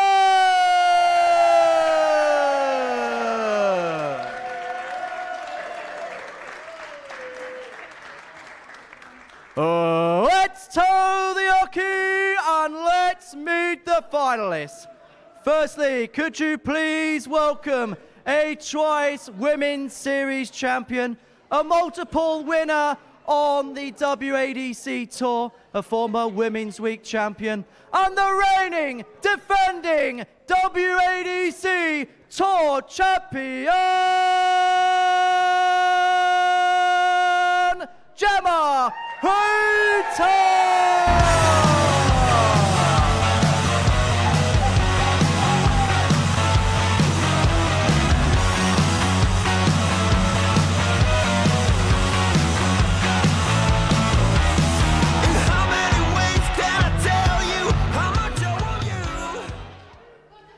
And now it's time to meet an icon of the sport. The number 1 seed for this tournament, a 4-time WADC Tour winner this year, the reigning Women's World Match Play champion, and the 4-time Lakeside Champion of the World, the Lancashire Rose, Lisa Ashton!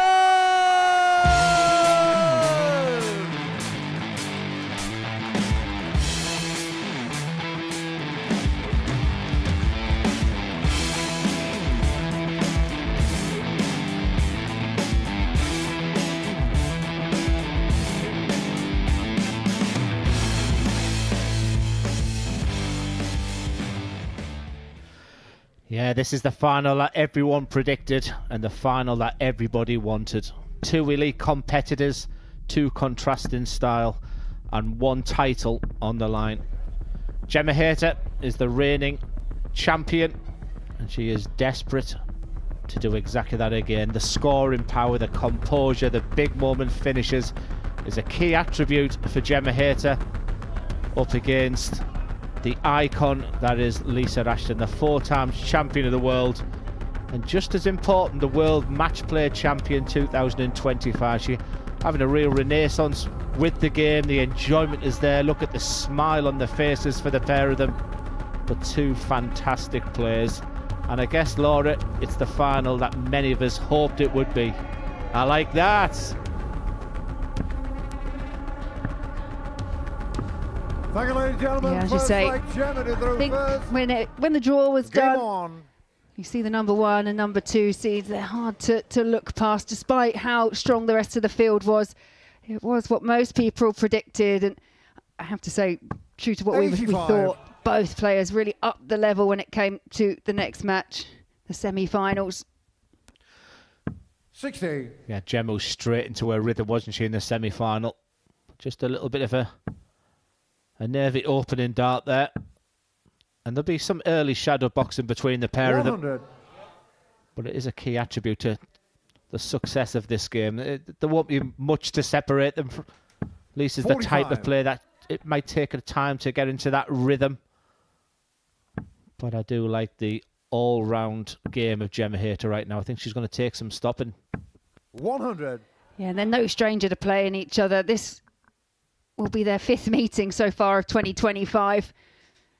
They've met 7 times 41. overall, and it's very narrow advantage to Gemma, 4 matches to 3. And I think that just emphasises the point that Henry and I were discussing, that this is a match where a lot of people will be sitting on the fence in terms of what you think the result will be, because they've both got massive scores in the locker, big finishes. But it's Hayter who's making the inroads here early on. Gemma Karns, 76. Well, she looks at this 76. So the fact that Lisa's way back, I don't think there'll be any consideration for the 11 bull.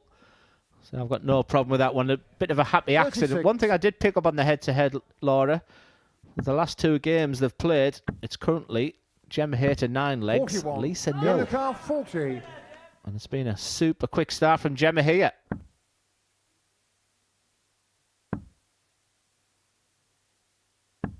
$20.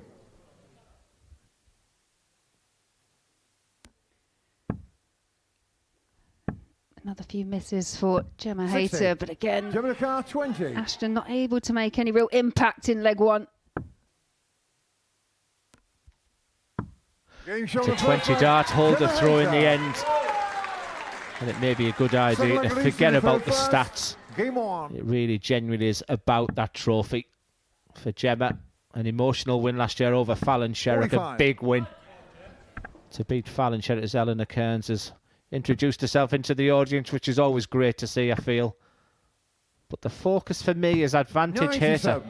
Like I said, for Lisa, sometimes she can need a leg or 2 before she gets going. That beautiful rock and roll motion that is so 41. synonymous to her game. But early doors, it's advantage Hayter. 41. And this is the other thing, when you're tasked with predicting who may or may not win, the other element that you always have to you have to remind yourself is these players are human after all. And whilst we can try our best to predict, it's all down to the performance. It can change from match to match. We often say how it changes from day to day, but it can change from match to match. I agree 60. with yours and Henry's answer up there. I would have struggled to pick a winner here. I mean, if it was dependent on the early start, then you would sort of say Gemma's the one who settled quickly. 45. But then all of a sudden Lisa pings a couple of treble 19s. I think the game will flip-flop from one player to the next. But the fact that Gemma Hayter won the bullseye, 133. that could prove pivotal in this game. Good ball management there again from Gemma Hayter, ensuring that she comes back with a finish. It's the biggest of them all. Gemma The big fish. 70.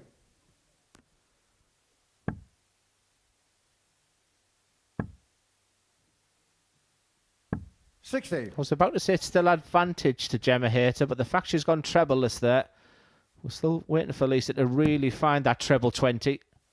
She hasn't settled well in this game, Lisa Ashton. 59. And Gemma Hayter's got away with one there.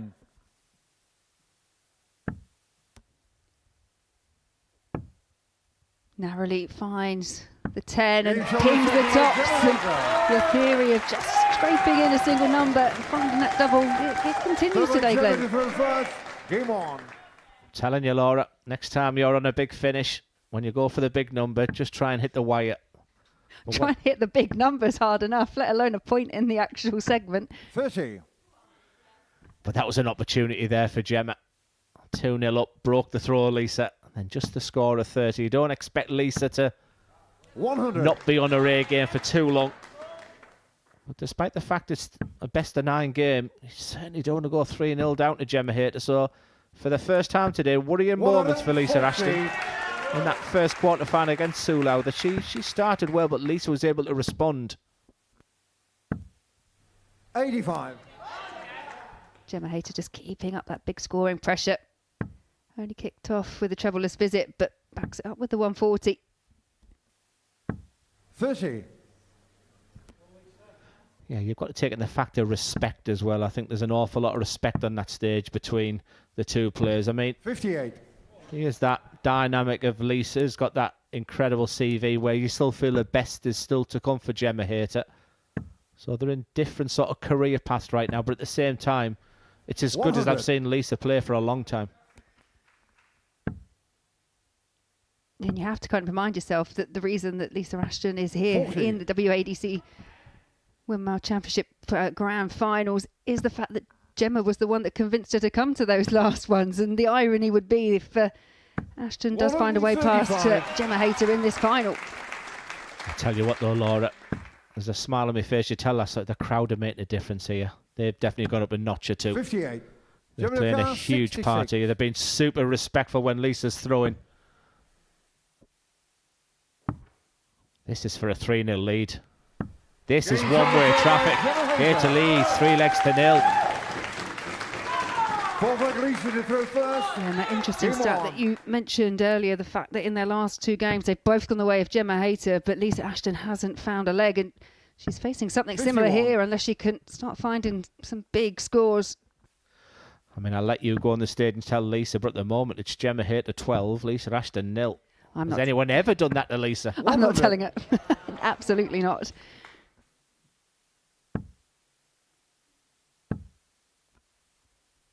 I mean, sometimes you get 85. that type of player who you struggle against, but that's not what the head-to-head says.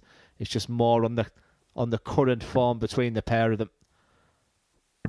85. But time's running out for Lisa. I mean, we can sit here and say as a pundits that we'll expect Lisa to kick in any time.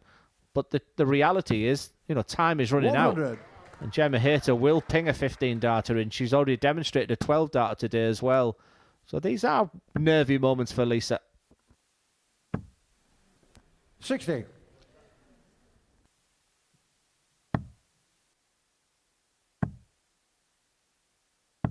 95.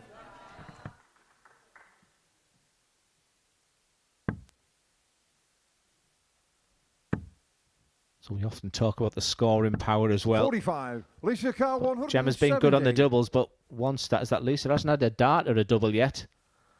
It's looking like she should get one in this leg. 100. Especially with that last dart there. So the early exchanges belong to Gemma Hayter. Now it's about resilience, fight and grit. And that needs to come from the Lancashire Rose. 41. Lisa Carr 70.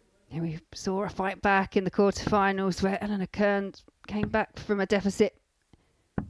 Game shot of the And here's the fight back now Lisa on Ashton. for Lisa Ashton.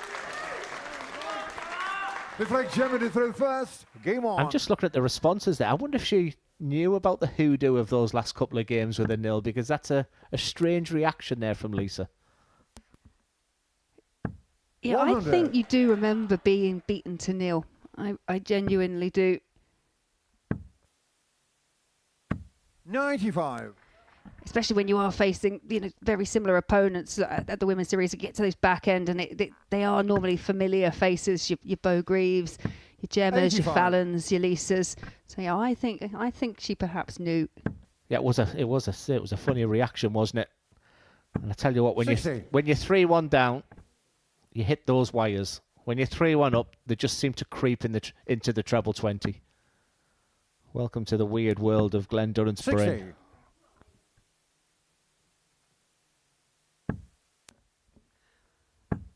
I think as well what happens 60. more than anything else is you notice it more.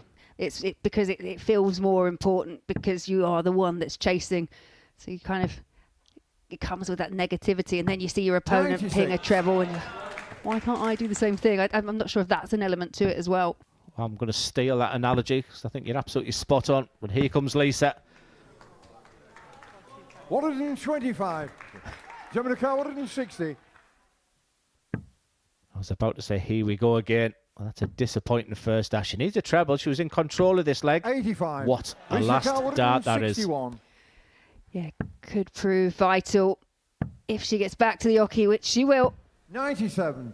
Gemma 75. Now, for me, this is the pivotal passage of play here. It's been advantage here to throughout. It's only going to be the one dart, but this is for a 4-1 lead. 35. And now Lisa Ashton 64. has got a chance at a very makeable finish. It's 2 darts, it's double 8. It's Game no shot messing of around flag. when Lisa Lisa Ashton gets to the Ashton. doubles. 2 from 2. Didn't have Six a leg dart Lisa to at throw the first. outer ring in the Game first on. 3 legs. But when she gets them, boy, she gets across the line. 135. It's an excellent check-out success on both players. Very acceptable. And as you can see there, the early exchanges went to Gemma Hayter, but that mid-match surge from Lisa Ashton 81. this could prove crucial. But just remember, if Lisa does win the game, remember that 5th leg. 1 dart of double tops there for Gemma, because if 4-1, I don't think there's any coming back. No, it's a very different game, isn't it? And importantly, that was a break for Lisa Ashton, so it kind of puts us back on throw. It puts us back in that place 60. that if every player who threw first won their legs, this is where we'd be. She'll stay there. 140. This is exceptional. And the thing is, when you're playing a really quick player, Laura, like Lisa Ashton, you're 3-0, you're basking in the glory.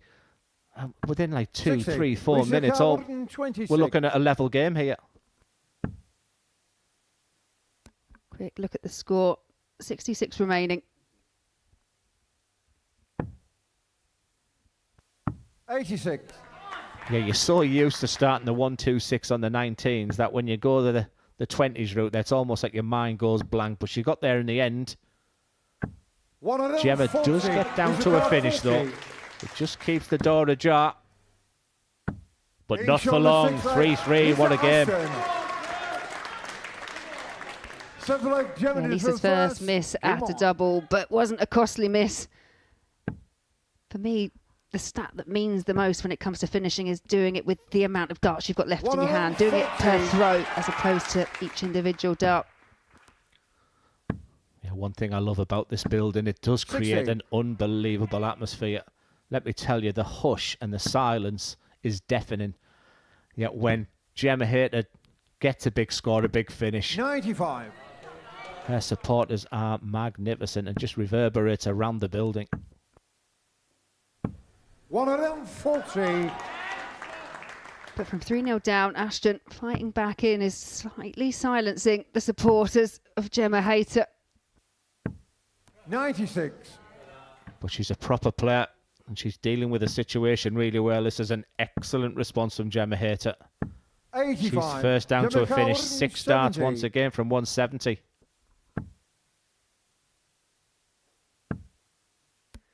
We'll need all 6. The big fish 45. can't be found, and that slip may be costly if Lisa can find a couple of trebles here. Not for the first time as well, Laura. 94. What a great last Gemma start Carr, that is. 125. She should have been further down than 125. It's centre of the board. It's all going a little bit pear-shaped. Could do with a treble here. 49. Lisa Carr, 122. Double 7 is found for the 1-2-2, and it's a break and throw once again, and a 4th consecutive leg for Lisa Ashton. Flag Lisa to throw first. Game on. Dear me. How does she do it? The return to form for Lisa Ashton is staggering. I don't just mean in this game. I am talking about the last 6 months. I was about to say something as simple as a world match play, but it's just that world match play win has just changed everything. 81. She's busy on the exhibition circuit. She's back. She's free from injury. She's had the attempts at the Grand Slam. She's got the excitement of the 100. Alexander Palace. And then to come from 3-0 down against one of the real top players in women's darts, that is absolutely magnificent. I did fear for Lisa Ashton in the early exchanges of this match, going 3-0 down, but she's dug deep. She's found that rhythm, that pace that she throws, that conducive to reeling off those 4 legs. But Gemma Hayter still battling, finds a maximum. And let me tell you, that is so big. It's just a reminder, that bullseye 45. about 20 minutes ago meant that Gemma Hayter would have the dart if we go the distance, and the 180 set up this 140 finish. Just needs to keep the composure together because she's in an unbelievable position right now and down to a double. Absolutely fantastic response 44. from Gemma Hayter. 22.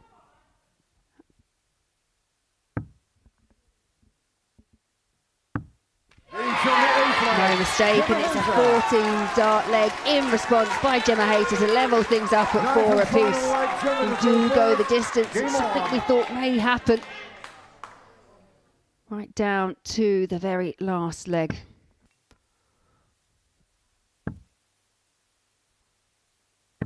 $45. What a fantastic afternoon of darts, and I think it's only right that we go to our last leg decider. 121. Drama fueled, incredible high scoring. This match has flip-flopped from Gemma Hayter dominating it to Lisa finding something spectacular. 95. We couldn't pick a winner, Laura, on the stage. I bet you're struggling to pick a winner from here. Still can't pick a winner. Both have been excellent as expected, and it did look one-sided right at the very start, but Lisa Ashton 100 just manages to find a way back in and going the distance, not surprised. 140. The scoring is just a real highlight. Who is going to blink first is the question. 82. I was about to say that a moment, just keeps the door ajar once again. Lisa Ashton, a steady ton. 60. Couldn't find a way through to the treble 20, but no, she'll be back. Hayter not on a finish, but is now. What a reply from Gemma Hayter. Oh my, what a conclusion. Match dart. 60. Just clipped the dart already in the board. Now it's the turn of Gemma Hayter.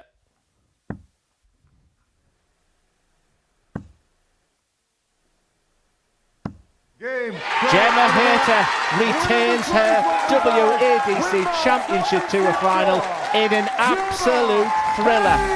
What a match. She came out the trap so tremendously well, leading 3-0. But Lisa Ashton, she showed all her dedication, all her fight with a 1-2-2 finish to take the match to 4-3. But Gemma Hayter, look at their supporters, they're absolutely delighted. And Laura, what an incredible game that was. Yeah, absolutely brilliant, and it's great to see, the camaraderie on the stage as well between the two. This being the tail of the tape, Gemma Hayter, just over an 82 average, 5-3, that 110 finish as well. But the 1-2-2 from Lisa Ashton really was a bit of a showstopper at the period of play we were in. Absolutely deserved to go the distance, and a great win for Gemma Hayter. Yeah, it was a magnificent game, one that will live in the memory, and the big credit has to go to the WADC. 8 fantastic players, drama fueled right the way and all the way down to the final as well. It went right down to the final leg, but Gemma Hayter is a special player, and what a way to win it. Sensational stuff. Wow, what a final. Gemma Hayter, many congratulations. You've done it again, but that perhaps a little bit harder work than last time. Yeah, a lot harder.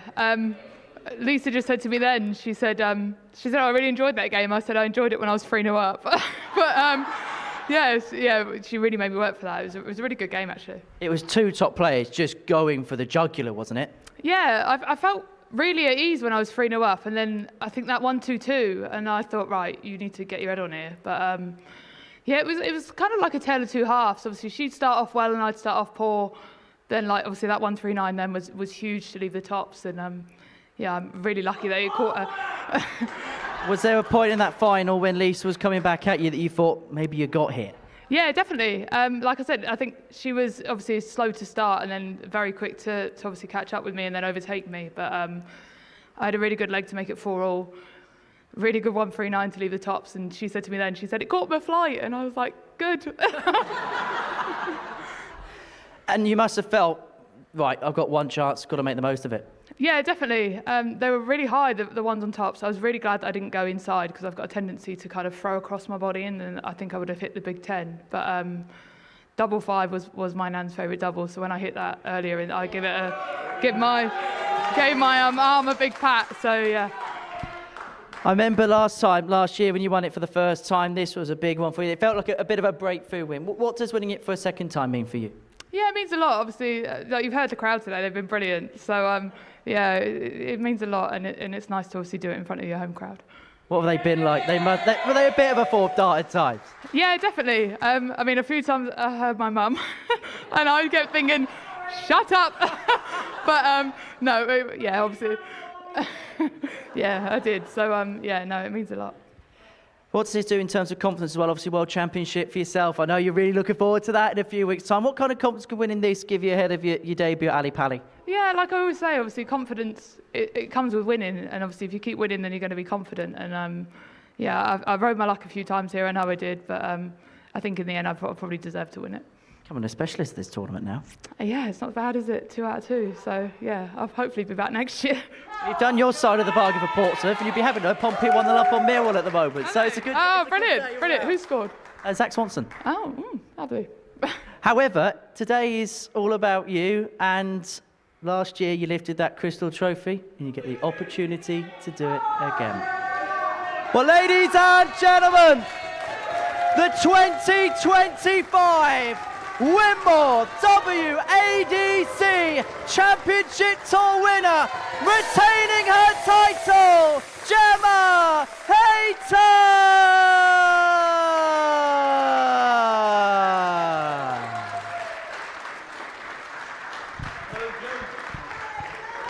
One more time, retaining her title, the 2025 Winmau Tour Champion,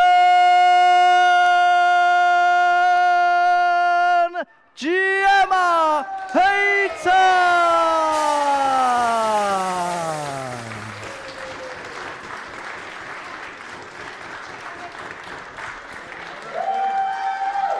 Right, I've got to try and be a presenter now after shouting all of that. Gemma Hayter, the Tour Champion, retaining the title she won 12 months ago. Laura Turner is with me on stage, and I tell you what, that was really gutsy, wasn't it? It was a great match, wasn't it? It was a brilliant overall performance from both, and I think Gemma summed it up really well. Gemma got the better start of the two, but the comeback from Lisa Ashton, that 1-2-2, absolute showstopper, but Gemma dug deep, got across the line, last start in hand as well. It was drama throughout, and it was a brilliant end to the tour. And it could have been the other way round. She raced into a 3-0 lead, and it looked, if we're going to be honest, quite comfortable. It really did, yeah. Lisa just wasn't matching up in terms of scoring, didn't have a chance at a double up to that point. But yeah, then Lisa, then the momentum was very much with her 4-3 up.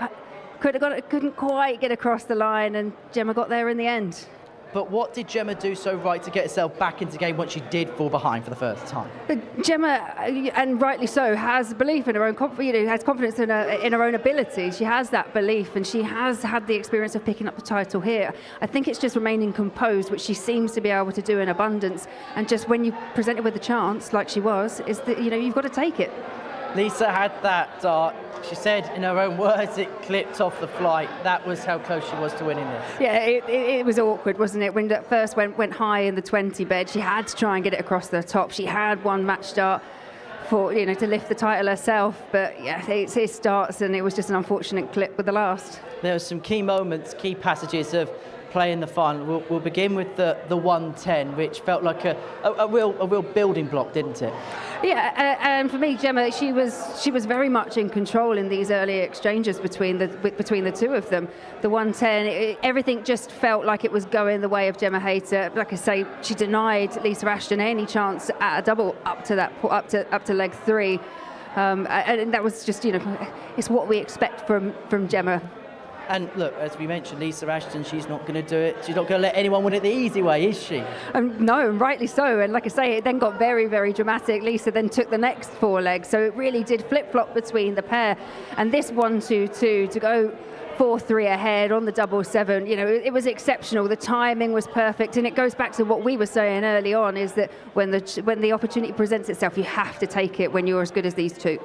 What do you think this will mean to Gemma winning this for the second time, retaining the title she won 12 months ago? I think it's great. It's an amazing confidence boost. It polishes off the WADC tour for her this year as well. She knows that she can retain the title. Sometimes, players often say it's okay, it's hard enough going up there winning it once, but to come back and then try and retain something just has that extra pressure to it. So the fact she's done it, it's full credit to her. I don't know about you, but speaking to her in the interview, I almost got the sense of relief more than anything else. Yeah, there's a weight of expectation now. There's a weight of expectation for all the players that come here, but for her especially, when she's playing, she mentioned it, she's playing in front of a home crowd. She's got so much support here. She lives on the South Coast, not far from the Super Series. So the fact that everyone's travelled down seeing her, and she won it last time, you want to deliver, not just for yourself, but for everyone that's, just invested all this support in you.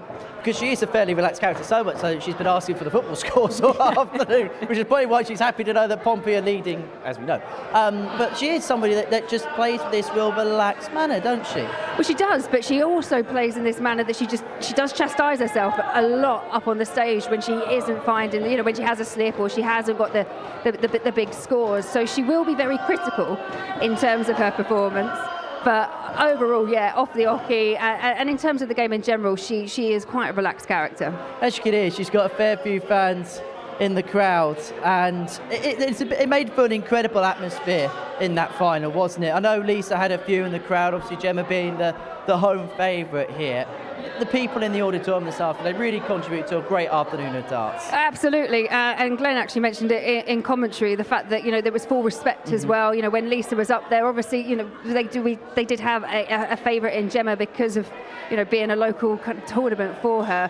But full respect to Lisa as well was given, and the reactions to the big finishing for Lisa Ashton, that was also praised. So yeah, it just definitely makes for a wonderful atmosphere. And it's going to make her feel like $1 million, isn't it, ahead of the Alexandra Palace in the World Championship? Yeah, it's not going to hurt, is it? Obviously, it's not going to hurt for either of them, because the fact that Lisa played herself back into form in that match, and she got so close to getting the title herself, obviously only one can pick it up in the end, and I think they both played exceptionally well in the final.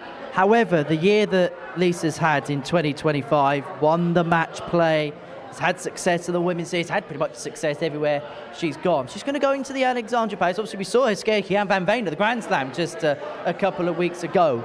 She's going to be a player in the draw come Monday people will not want to be up against. No, and she's obviously had that couple of years experience when she played on the Pro Tour as well. So there's a lot that's going right so far, especially towards the back end of 2025 for Lisa Ashton. Didn't quite get across the line here, but as I say, to come back from 3-0 and to find that next level, absolutely exceptional. She could have won it herself, but again, loads to take into the Ali Pali.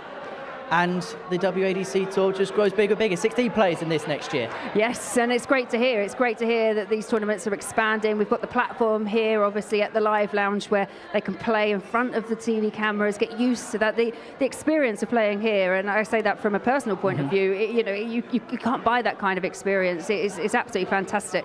And one final one to go, the big one, the Global Championship gets underway week Monday now. Yes, yeah, and again, what a field that we've got there. Got Devon Peterson trying to defend his title. Can he follow in the footsteps of Gemma Hayter and get himself through? That's the question, but it's going to be a long road for whoever gets through it. There's a lot of group stage games.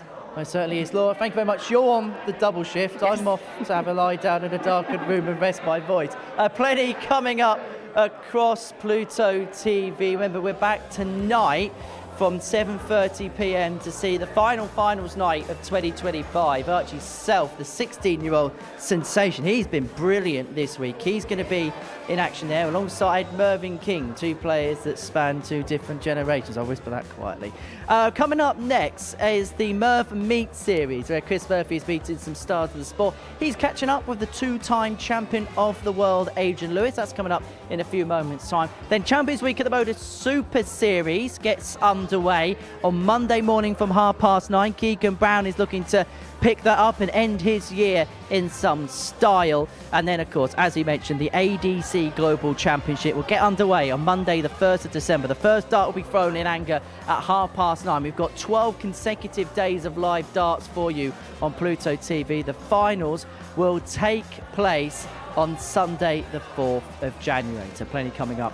In terms of the live darts on Pluto TV, well, it's the third consecutive year that we've had the ADC Women's Championship Tour finals here at the Live Lounge in Portsmouth. And, well, it was a story of a hometown hero who has done good once again. Last year, it was the story of a fairy tale return for Gemma Hayter. This time around, she has retained the title. She has become a legend around these parts. The Golden Gem has done it again. She has retained her title. We shall see you tonight from 7:30. From all of us here, take care. Until next time, bye-bye for now. Ladies and gentlemen, this is the moment we've all been waiting for. And the champion marches on. WADC Winmau Championship. Kirkwood this time. That was the only opportunity. Ton topper to start. To enter fairy tale year of return.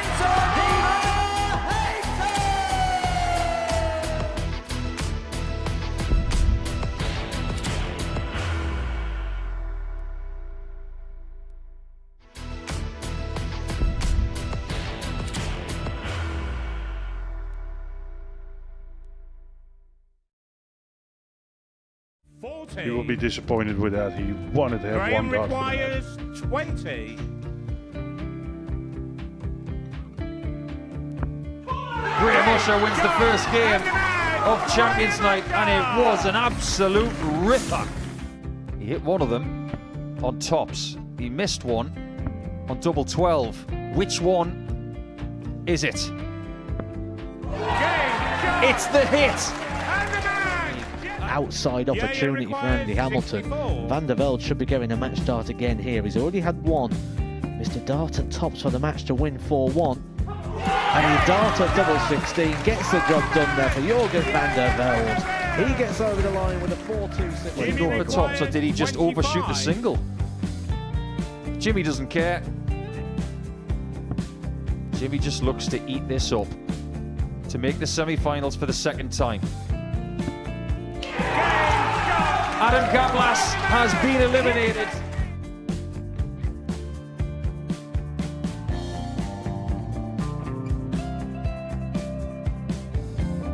Keep us guessing. This time he's trying to leave double 18. He knows best, and he takes the lead. He's 2 darts away Jeff requires 86. from a Super Series final. He's 1 dart away. He doesn't need any more darts. Jeff Smith makes the Series 11 final.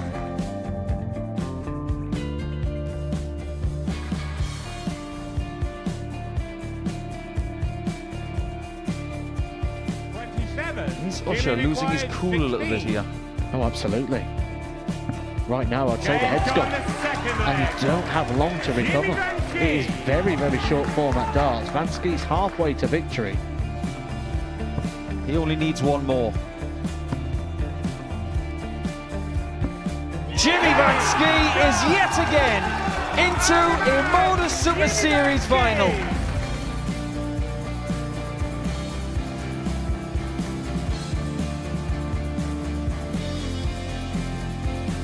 Flashback vibes. Can Jimmy Vansky do the same? Just needs the 1 treble here on the 19s. Finds it. For the ball. 101. Oh, unlucky. A lot of pressure on it. He's going to split it. 2 darts for double 4 for the match.